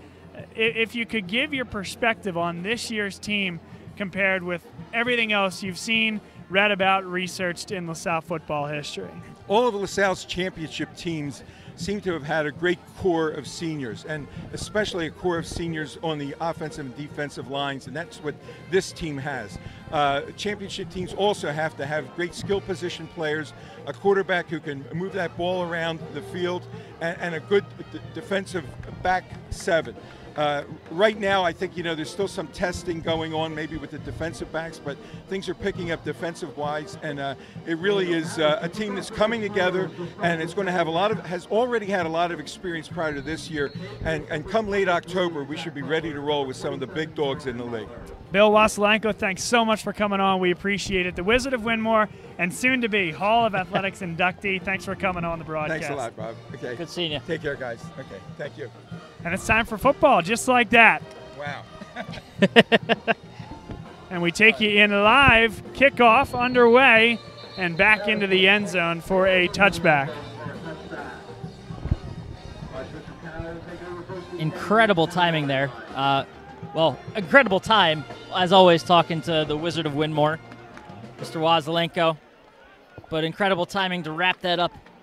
Excellent camera work, I got to say, by Mara over here, spinning things around for us just in time to catch that kickoff for second half here. Becoming a seasoned professional game by game. It's no surprise on my end. She has been really the MVP of this telecast, well, followed by Jason as well. Thank you. And then Rob. Yeah, I don't know. I'm sorry, And I appreciate you guys letting me even have a place on this and join you guys. Really, I am 100% serious. It has been a real pleasure working with all you guys. We'll see if you say that after the fourth quarter, Bob. Rob Stott going to do some play-by-play in the fourth. Kamal Gray on the run, throws over the top, didn't put enough air under it. A line drive strike over the head of Demir Ruffin. We come out of the half. Clear that Carroll's trying to put some points on the board quickly, open it up. First play of the game, first play of the half, rather, going up top, trying to find his guy. Just overthrew him a little bit. Second down and 10. Archbishop Carroll, they got the 6. missed the extra point, but got the 6 on their last offensive drive of the first half. Got the stop against LaSalle. Now an opportunity to add some more points. A run up the middle, Liam Trainer in there on the stop. Defensive line fills the gaps and allows the linebackers to get in there and make the play. And that's just a situation. Trainer, we've seen this all night. They get to the ball. They don't let the ball by them, and they're able to bring down Carroll's offensive guys just on the spot, basically.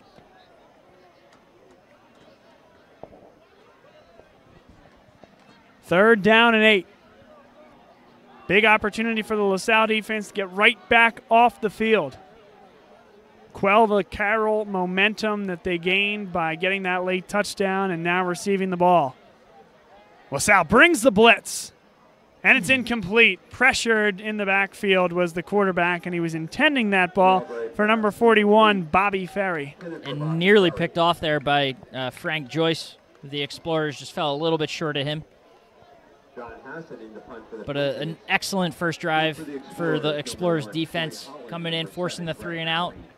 We got a chance for an early return here. This is my guy right here, this punter. The lefty legend, John Hassan. It does not always look pretty, but he's kicked some good ones here tonight. Decent kick, gets to Holland. Holland makes one miss at the 50. Now turns around and goes the other way. Can he get a block on the edge? Yes, he can. Inside the 40-yard line and down to the 36. So after muffing one in the first half that led to the touchdown, Holland makes a few miss. Yeah, a lot more focus from Troy on that punt. Made sure he caught it, gathered himself, and was able to get some good yards. It's kind of read to me like he was looking for some revenge on that punt return. He muffed one his last time out on special teams and just wanted to get the ball in his hands and get it upfield, get some positive yards on the return and set the Explorers up here in excellent field position on their first offensive drive of the second half. Octavius Carter joins Danny Selecki, the senior quarterback, in the backfield. Gets the high snap and now throws over the middle to Malley. He'll walk to the end zone. Touchdown, LaSalle on the 36-yard strike. Just a simple slant, guys, and Malley gets in the middle of the defense. Yeah, great play to open up the half by the Explorers. Selecki faked the handoff to Octavius, and Malley ran the slant, and he was wide open and scored. Just had the entire middle of the field Malley did to himself, and a little pitch and catch between him and his quarterback, and just gallops into the end zone. Hey, that's Archbishop Carroll coming out of the halftime. You can see exactly what they're trying to do. Put all their guys up front. That's a little RPO right there. Run pass option from Danny Selecki. Eyes upfield, sees everybody crash, so he pulls the football. And it's an easy strike to the slanting Brett Malley. Now a false start against LaSalle, so Daniel Karrasch will back it up a little bit and kick it from deeper. 5-yard penalty.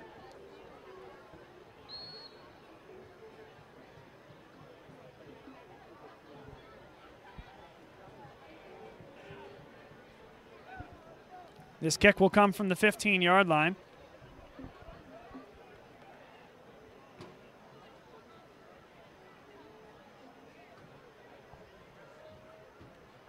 Karrasch's kick is up. That one's a strong kick through the uprights. 35-6 now the score. 38 seconds remaining in the third quarter. The score was 35. And that's the kind of drive you wanted from the Explorers offense. Coming out here in the second half is to put some points up quickly. They kind of stalled the last couple of drives of the first half. A couple punts, weren't able to get much going, as they had been earlier in the game. But nice to see them come out here and put up the strike quickly and extend this lead back out a little bit further. It looks 29 point lead for the Explorers here early in the second half. 10 minutes, 48 seconds to play. 35-6, LaSalle leads. Here in the third quarter.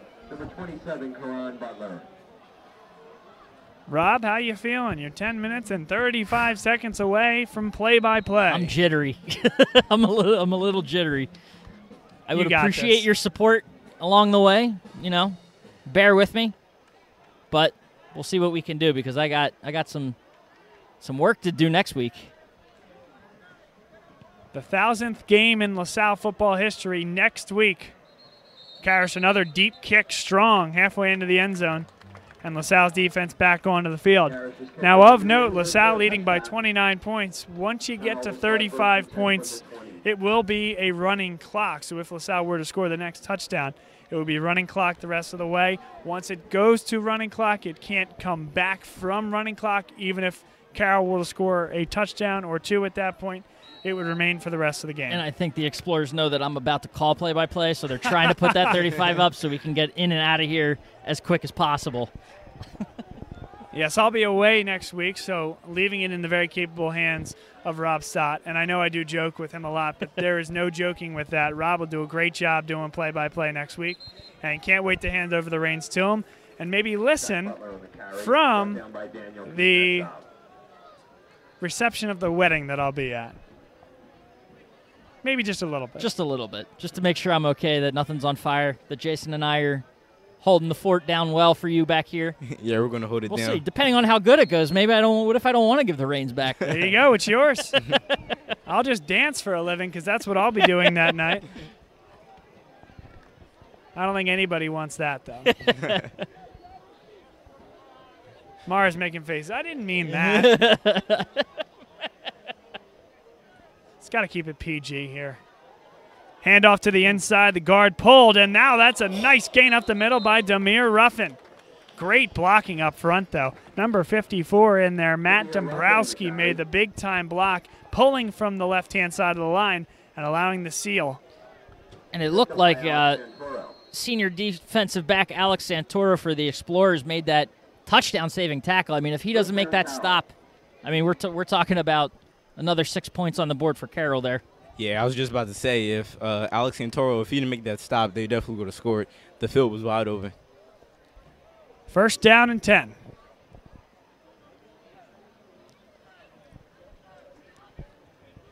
Here's the give. Some room. Now runs over Devin Smith. Number 3, Zebi Zarwi. Gain of 9. Zebi Zarwi on the carry. A couple of nice strong runs in a row there by Carroll. Pick up the first down on the last one, another 9 on this one. Second and 1, 9 minutes, 10 seconds to play, third quarter.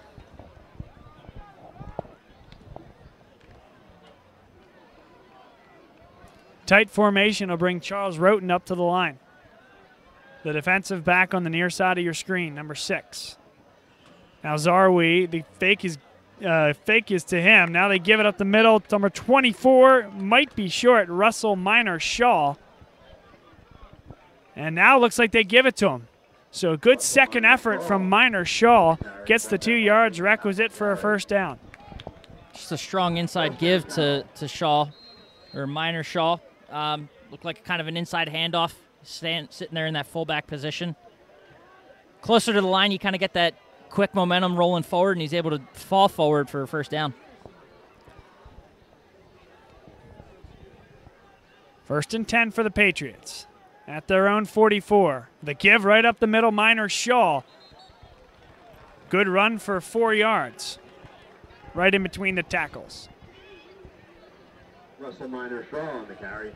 Brought down by Guys, we see Manny Keelis sitting on the trainer's table and certainly have no updates for you, unfortunately not unfortunately. It was a great interview with Bill, but didn't allow us to get down to the sidelines and check that out. But all smiles from Keelis. He does have his jersey off. Like we said, no reason for him to play, and he does appear to be walking on his own power. So that's the only update we have for you. Kuznetsov off the edge, gets the sack, runs down Kamal Gray. Just chasing down Kamal Gray off of the edge. Didn't see him coming. Kamal might have heard the footsteps, but Kuzi just too quick for him, got to the quarterback and brings him down for a huge sack there on second down. You might say that Kuzi was able to wrap up there. Oh, I see what you did there. Yeah. I see what you did there. Crafty. You guys will not let me back after I'm not here next week. I am convinced of that. Oh, man, while you're out, maybe I'll drop all the Madden references I can. I think that's what you have to do. I've been holding it off. Got to let loose. Xbox or PlayStation. Now here's the 3rd and 12. Gets Netsov, almost gets another sack.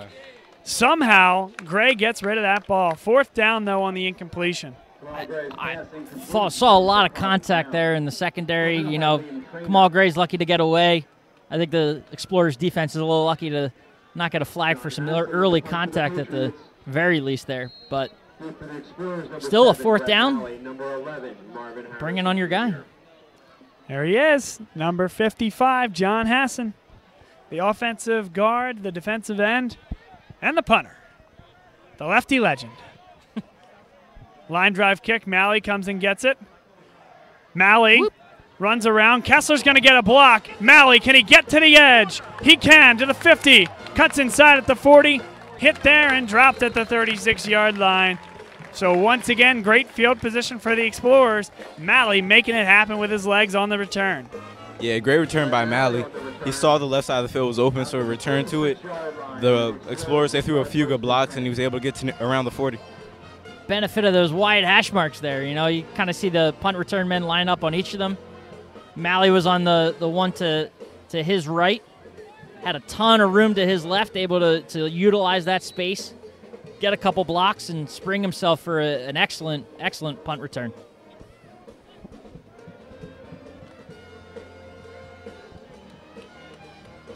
Six minutes, 46 seconds to play in the 3rd quarter. LaSalle leading by the score you see in the top right of your screen, 35-6. Harrison in motion. They give the jet sweep. Burnham, the lead blocker, seals his defender, and Harrison loses the football. Harrison lost the football at the 25-yard line, and it's Archbishop Carroll football. Unforced error, wasn't hit, just lost his footing, and the ball slid out. Yeah, it appeared he was about to go down, and then he tried to stay up to get some extra yards, but when he did that, he let go of the ball. So now LaSalle is motoring down towards their next score, potentially. Instead, they give it up, and Archbishop Carroll a little bit of life. Nice to see Danny go over to his young freshman receiver, though. Give him a pat on the head. Let him know it's all right. It's all right now because the scoreboard is the way it is, but I'd like to see Harrison secure that ball a little better. That's not a play we've seen in any of the close games for LaSalle this year, so I think that a good opportunity to try something different, and the young freshman will learn from that. This time the defense, a little bit of extracurriculars as Ruffin taken down behind the line, but strings it out really, really well. Combination of Jason Kessler and Austin Lemke. And Ruffin, I don't know if you saw that there, Bob, but nearly gave it right back to the Explorers. Looked like he bobbled it as tacklers were coming in. Able to fall on top of it, though. Lucky for him and Carroll, they're able to. They lost a couple yards, but they still have the ball right now. This portion of today's game brought to you by our friends at Dunphy Ford in the Northeast, 7700 Frankfort Avenue. Best Ford dealership, best any dealership in the area. Go visit our friend Kevin Dunphy, a LaSalle graduate, and a man who sent his son through LaSalle as well. Big supporter of ours, and the reason we do what it is that we do. Another big-time stop, Zebi Zarwi nowhere to go as he takes a right-hand turn and heads right into the traffic at the line of scrimmage. I think this defensive line got a good talking to during the quick break they had between the last drive and this one. You know, not letting Archbishop Carroll move the ball against them on the ground here. You know, doing a nice job keeping the holes plugged and wrapping their guy up. Yeah, it appears a few subs are in for the Explorers defense.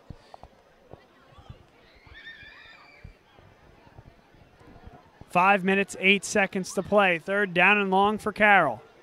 Zarwi in motion. Gray keeps it, throws, and it's dropped. Jalen Parker, the tight end, couldn't come up with it. And that ball was right in Parker's chest. Just unable to come up with the grab. And nice job by Kamal Gray on the move, moving to his left. Put the ball on the money, just didn't come up with the completion. Yeah, that would have been a big first down conversion for Carroll, but it's unfortunate it was dropped. Looks like we got a couple new punt returners as well in the back. Marvin Harrison back there. And number 11, Marvin Harrison Jr. Number 87, Luke Hardy. Nice punt that time by Hassan. Harrison lets it drop and head out of bounds. Now Luke Hardy Is that the brother of Levi Hardy on the Championship of America DMR team for LaSalle Track and Field? Yes, it is. Very nice. The Championship of America, a race held every year at the Penn Relays down at Franklin Field. So LaSalle football, not the only ones that compete at Franklin Field. Every year, LaSalle Track and Field will send athletes to the vaunted and the historic Penn Relays. That team, Andrew Stone, Jack McGee, Levi Hardy, and Tom Coyle in order. 1200, 800, 400. I'm sorry, 400. Oh, that's bad. I'm a track guy. What is it, Jason? 400, 800, or 800, 400 in the DMR. This is Octavius Carter up the middle. So 12, 8, 4, and mile. Once again, I'll do this again here, Rob. Andrew Stone, Jack McGee, Levi Hardy, and Tom Coyle, the 4, to win the Championship of America in DMR. More than I know about track and field, Bob. You can I'm just cover us with wrestling. I'm a mat guy. I could tell you about weight classes, single leg takedowns. We'll do that. Once you take over the reins as play-by-play in the fourth quarter. Holland drops the football. Good coverage there by Demir Ruffin. 2nd and 10. 4 minutes, 24 seconds to play in the third quarter. 35-6 LaSalle.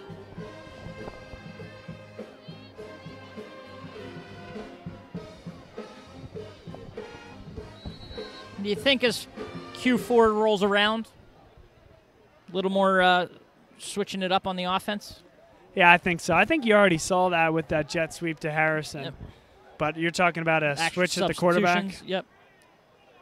Here's Octavius Carter. Good run up the outside. Maybe a little bit of holding there from Zobel, not called. And Carter continues to churn the legs. Yeah, that's his second good run on this drive. Gain of 17 from Octavius Carter on the ground, off tackle. And aside from the change in offense, I think we got a change in wind direction because whatever was sitting behind us, pile of something, I don't know what, it's blowing this way. Everyone's trying to make life difficult on me in this fourth quarter. We're going to switch up who's in the game on offense. I'm going to have to learn new numbers like that. On defense, too, I'm sure. I see. What's everyone doing? Is this a joke?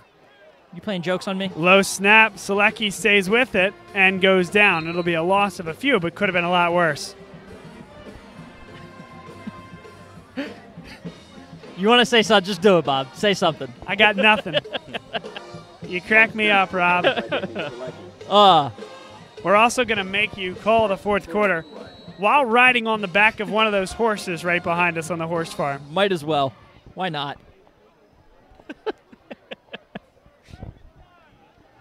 We have fun, don't we? we tried. Here's the delay give to Carter. He's got that burst up the middle. Churns the legs. Will be close to a first down, about a yard or two short.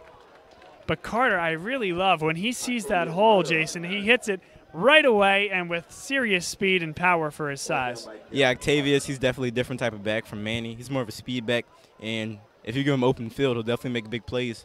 He can make it out the backfield. He can make big plays as a receiver, and we've seen that tonight. Under 3 minutes to play in the third quarter. Maybe they'll throw it to him on this play. Selecki gives it to Burnham. Burnham, that's enough for a first down. Plowing through the defensive line. A gain of 4. Burnham, a strong run there up the middle. I think Explorers looking to kill a little clock. Keep driving this ball down the field. Pick up some hard-earned yards there for Burnham. Get a little closer to that running clock. Yeah.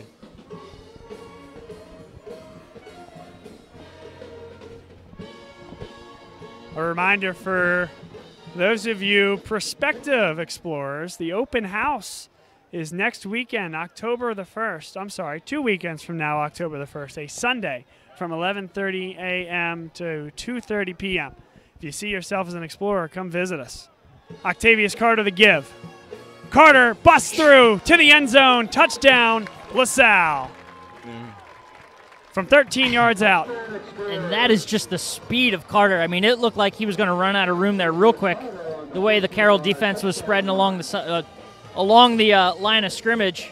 kind of cutting off space for him to move, but he just turned on the jets. Yeah, he's so fast. He's very quick. Shout out to Octavius, his 3rd touchdown tonight, making big play after big play.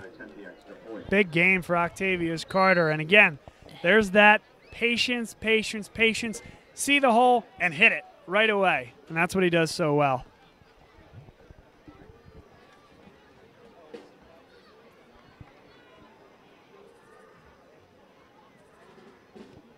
Karish's kick is up and good.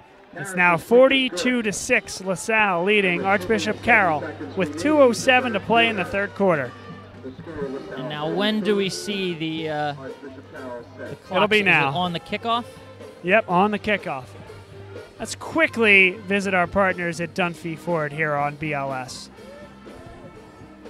Dunphy Ford is Mayfair's neighborhood Ford store. Nobody knows your neighborhood like Dunphy Ford. Nearly 40 years. Right here on Frankfurt Avenue. Generation after generation, our neighbors continue to be our customers. We have access to the cars and trucks you want with financing you need. Dunphy Ford is Northeast Philly's first choice for America's #1 brand. 7700 Frankfurt Avenue in Mayfair. Online at www.dunphyford.com. Come experience the Dunphy difference. You'll be glad you did.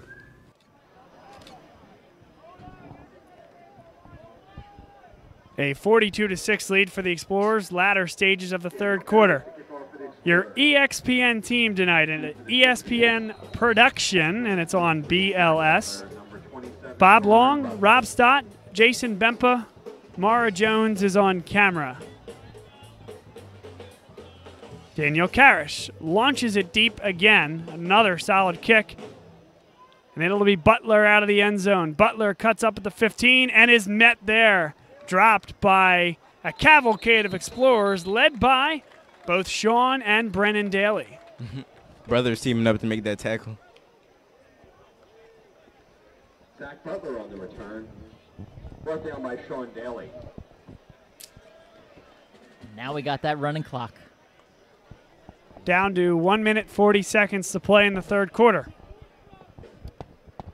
Take a couple sips of Coke here, get the lungs and the throat all ready for this. Absolutely. I'm ready to take a break. There's no water here tonight, guys. Yeah, I was just about to say, they didn't open the concession stand, no water, a little parched.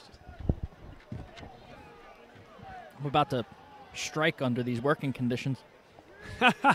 Karan Brown met at the line, driven forward there by the rest of his line joining in. Gain of 3. Brought down by Dylan Trainer.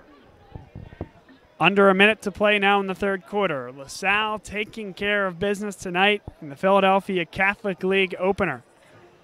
We'll remind you at this point that we have now continued our Penn State formerly radio show on Bob Long Sports and brought it to video. The Nittany Lion Sports Report every Monday night at 8 o'clock p.m. For all you Nittany Lion sports fans out there, we had Brian Tripp of Big Ten Network and the Penn State Football Network on last week. We'll have Corey Geiger of the Altoona Mirror and a 1450 ESPN State College on the show next week. Big run up the middle there. First down and then some for Archbishop Carroll. We'll also have Steve Batterman of the Quad City Times to preview the Iowa Hawkeyes on the show. And that Penn State football show is myself, Bob Long, with Eric Nash and Tyler Gelhaus. So if those Nittany Lion fans, there's really no pure Penn State radio show in this area. Let us be that outlet for you. Here's the handoff. Demir Ruffin makes one miss. Gets forward for 9 yards. Impressive from Ruffin, and that's the last play of the 3rd quarter. We'll take one break and come back with Rob Stott doing play-by-play for the 4th here on BLS. And that's the end of the 3rd quarter with the score of LaSalle. Dunphy Ford is Mayfair's neighborhood Ford store. Nobody knows your neighborhood like Dunphy Ford. Nearly 40 years. Right here on Frankfurt Avenue. Generation after generation, our neighbors continue to be our customers. We have access to the cars and trucks you want with financing you need. Dunphy Ford is Northeast Philly's first choice for America's #1 brand. 7700 Frankfurt Avenue in Mayfair. Online at www.dunphyford.com. Come experience the Dunphy difference. You'll be glad you did.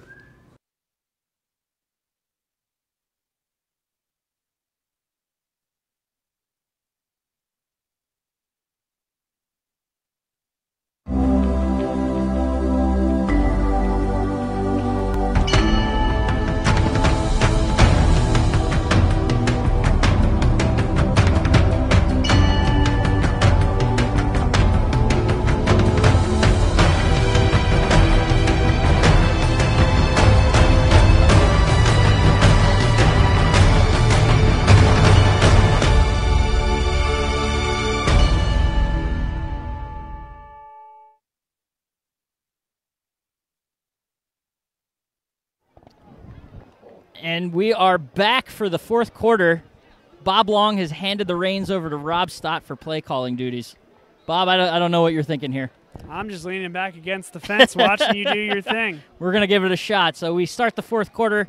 LaSalle's got a whole new look on the defensive front. Kamal Gray comes under center, hands the ball off, takes it to the right. Didn't catch a number on my first play for the running back there, Bob. Number 2. Josh Bowman. Josh Bowman. Able to pick up a first down for the Patriots.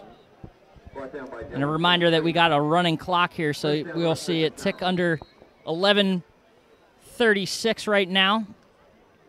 The Patriots come up trailing by 36 points in this one.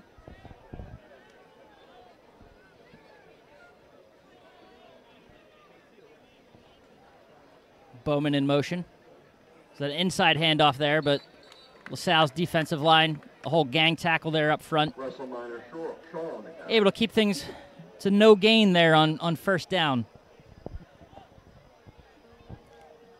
Jay, you can hop in. We don't need to totally let him swim in his zone. I appreciate that, though. That was good. I see what you're doing there. Just leaving it all to me. Just quiet around me. That's fine. That's fine. I got this, guys. Yeah, but good to see a lot of the young guys hop in and make the play together.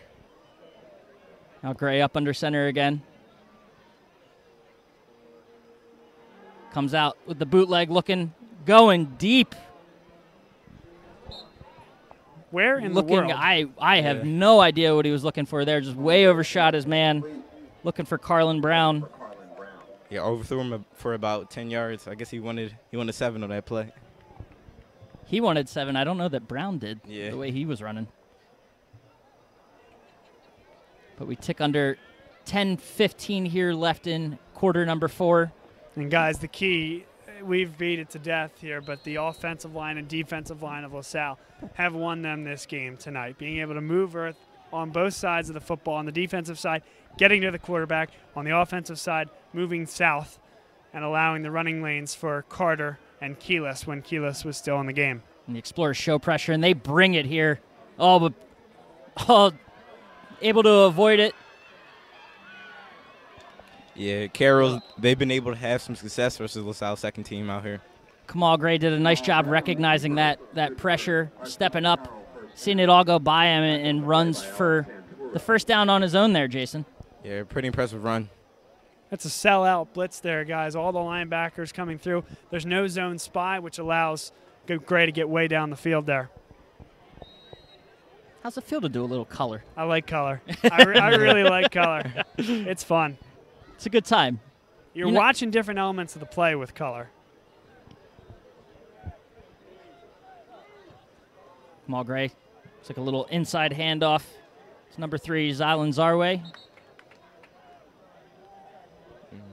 LaSalle swarms him, though. Only gives up pick up a 2 there to the 32-yard line.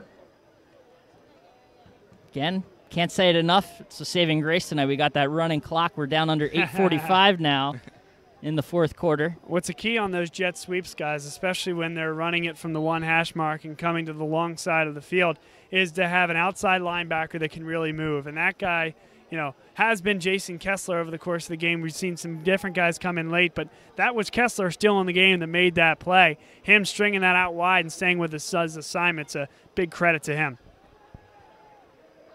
Carroll again. Ooh.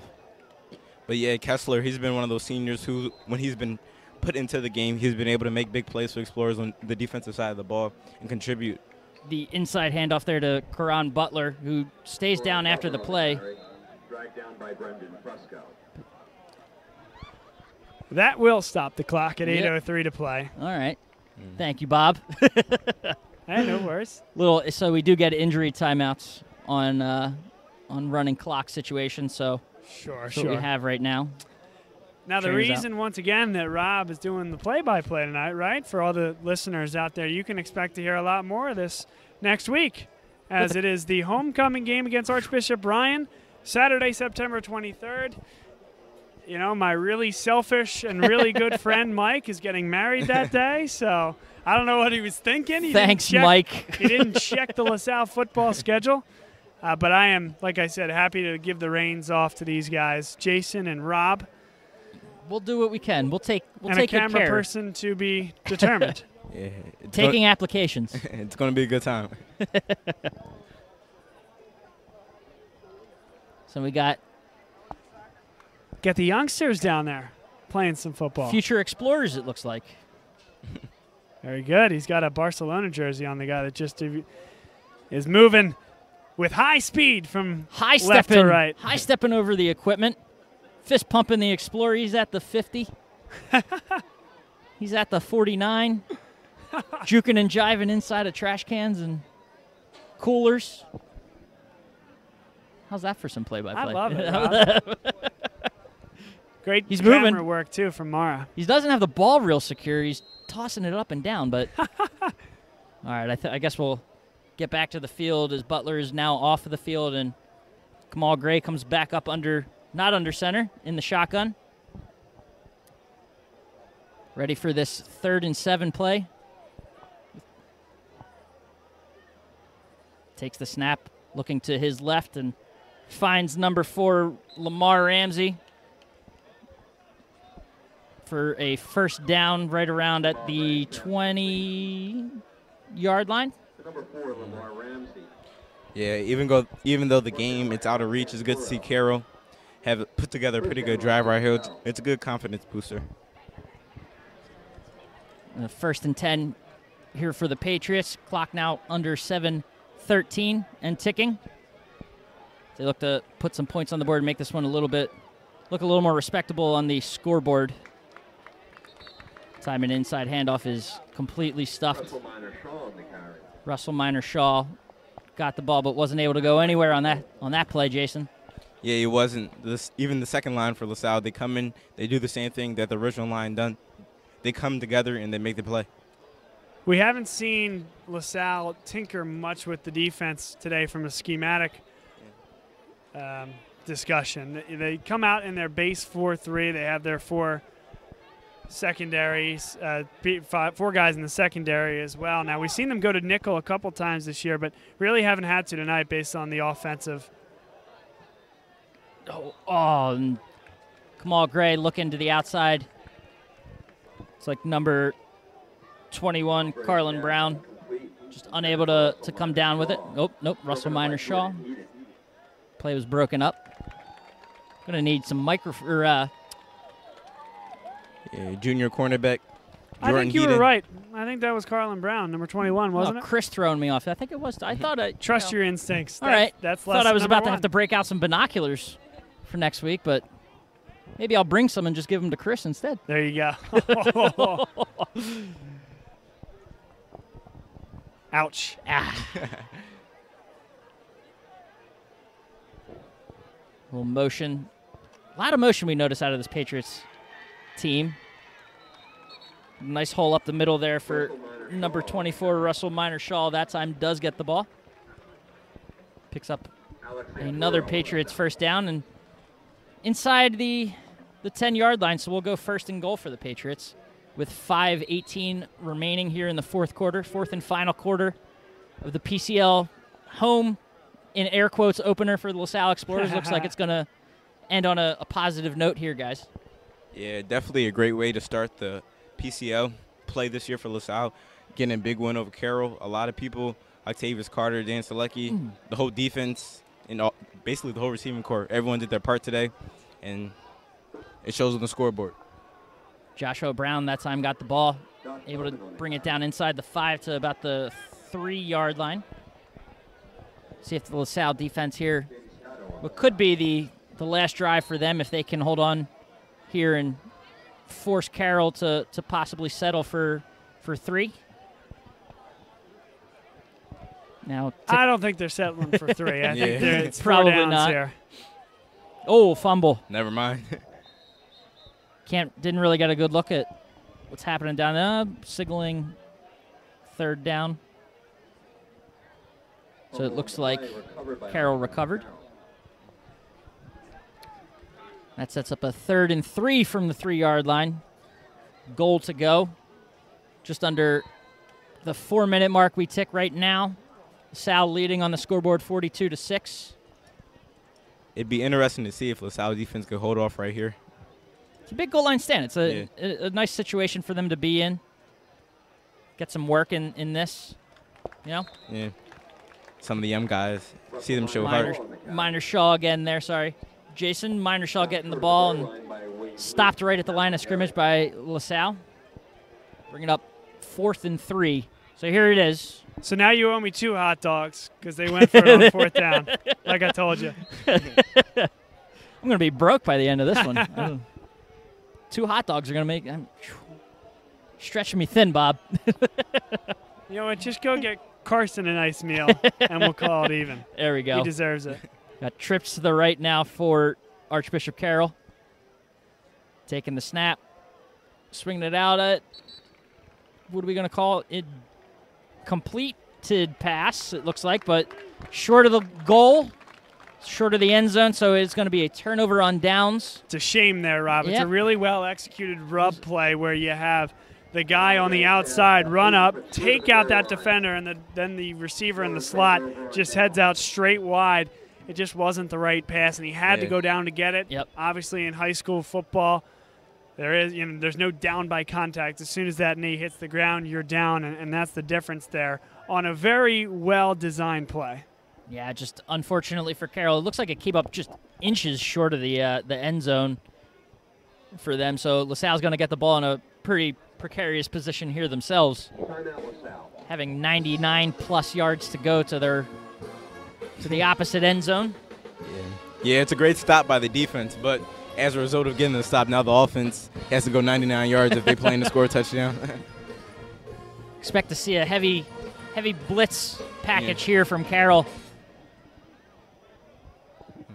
As the LaSalle offense comes out onto the field, we have a new quarterback under center.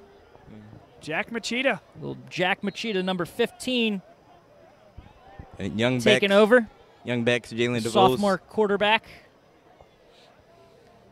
Young backs Jalen DeVos and Brad Vespi are in the game. Vespi. Your guy, Bob. That's my guy. That is my guy, Brad Vespi, 5'4", 140 pounds, and he will juke you out of your socks. Love those short players, the Sproles-like players. I mean, shorter than Sproles-like players, but they bring a certain energy to a team like this. So, Machida under center, handing the ball off again. Is that Vespi up the middle? Picking up a couple more for the Explorers.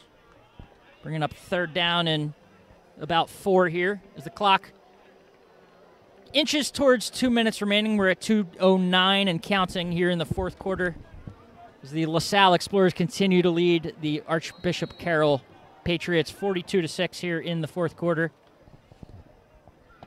Look like Sean Daly is that quarterback. Wouldn't probably expect some Wildcat right here.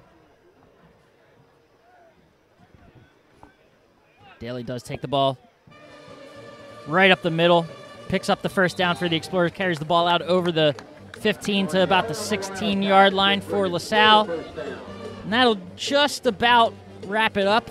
You can almost take, at this point, a couple knees if you want, maybe experiment with the ball a little bit, see what your offense is capable of, what your backups to your backups are able to do right now. So Machida back into the game. Lining up in the shotgun. Takes the snap and the handoff to number 32. 4. Thank you, Bob. Jalen DeVos. I had number 32. There you go. You're better at this than I am. Cancel out one hot dog. That's one hot dog I'm taking back. Sorry, I'll have that one for myself. As we are now under 45 seconds remaining in this one, we're back in the Wildcat. It looks like pistol formation for the Explorers. Hand off to the inside. There's your guy, Vespi up the middle. Takes it about 2-3 yards for the Explorers. Looks like we got time for one more play, possibly. Maybe. No.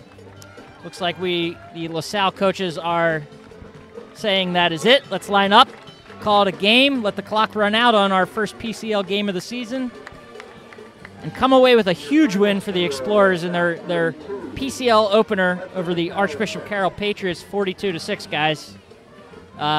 Impressive stuff out of LaSalle here. We saw a lot of good things from the offense, you know. I don't know. Final thoughts, Jason. What do you think out of this one, out of our LaSalle Explorers? What do you see from Danny Selecki? It was a great way to open up PCL play for the whole entire LaSalle Explorer team. Dan Selecki, he played great again tonight.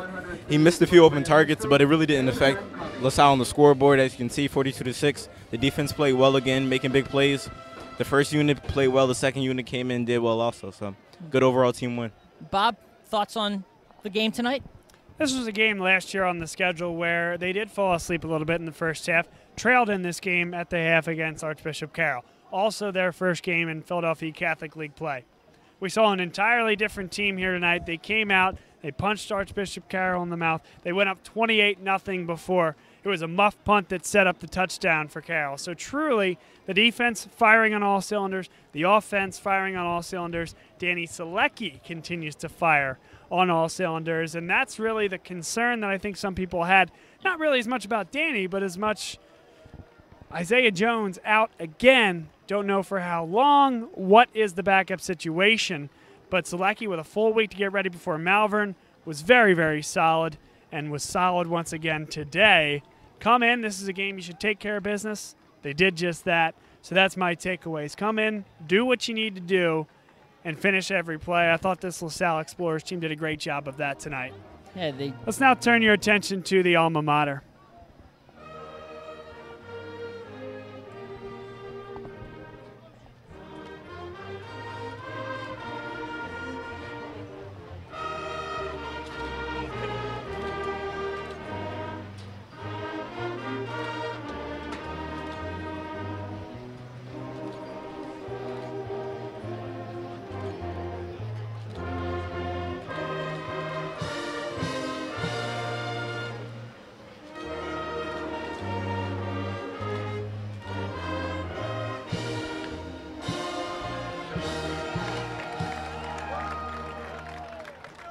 And that's your ball game here from Upper Dublin High School. LaSalle 42, Archbishop Carroll 6. LaSalle moves to 3-1 on the year and 1-0 in Philadelphia Catholic League play. For Jason Bempa, for Rob Stott, and for Mara Jones, I'm Bob Long saying so long from Upper Dublin High School. You won't see me next week. You'll see Rob and hopefully Jason. Rob on play-by-play for the 1,000th game in LaSalle football history. No pressure. None whatsoever. I appreciate it. Thanks for the opportunity. It'll be fun. Thanks for the chance to get warmed up, loosen up my little pregame, I guess, this week. So get ready, guys. I don't know we'll see what we can expect. So can't wait. It's gonna be fun. We'll hold it down. We'll hold it down. We'll hold it down. Can't wait. So this is your team for next week, and once again, this has been an EXPN production on Bob Long Sports. And once again, I'm Bob Long saying so long from Upper Dublin. See you guys next week. The Explorers 3-1 on the year.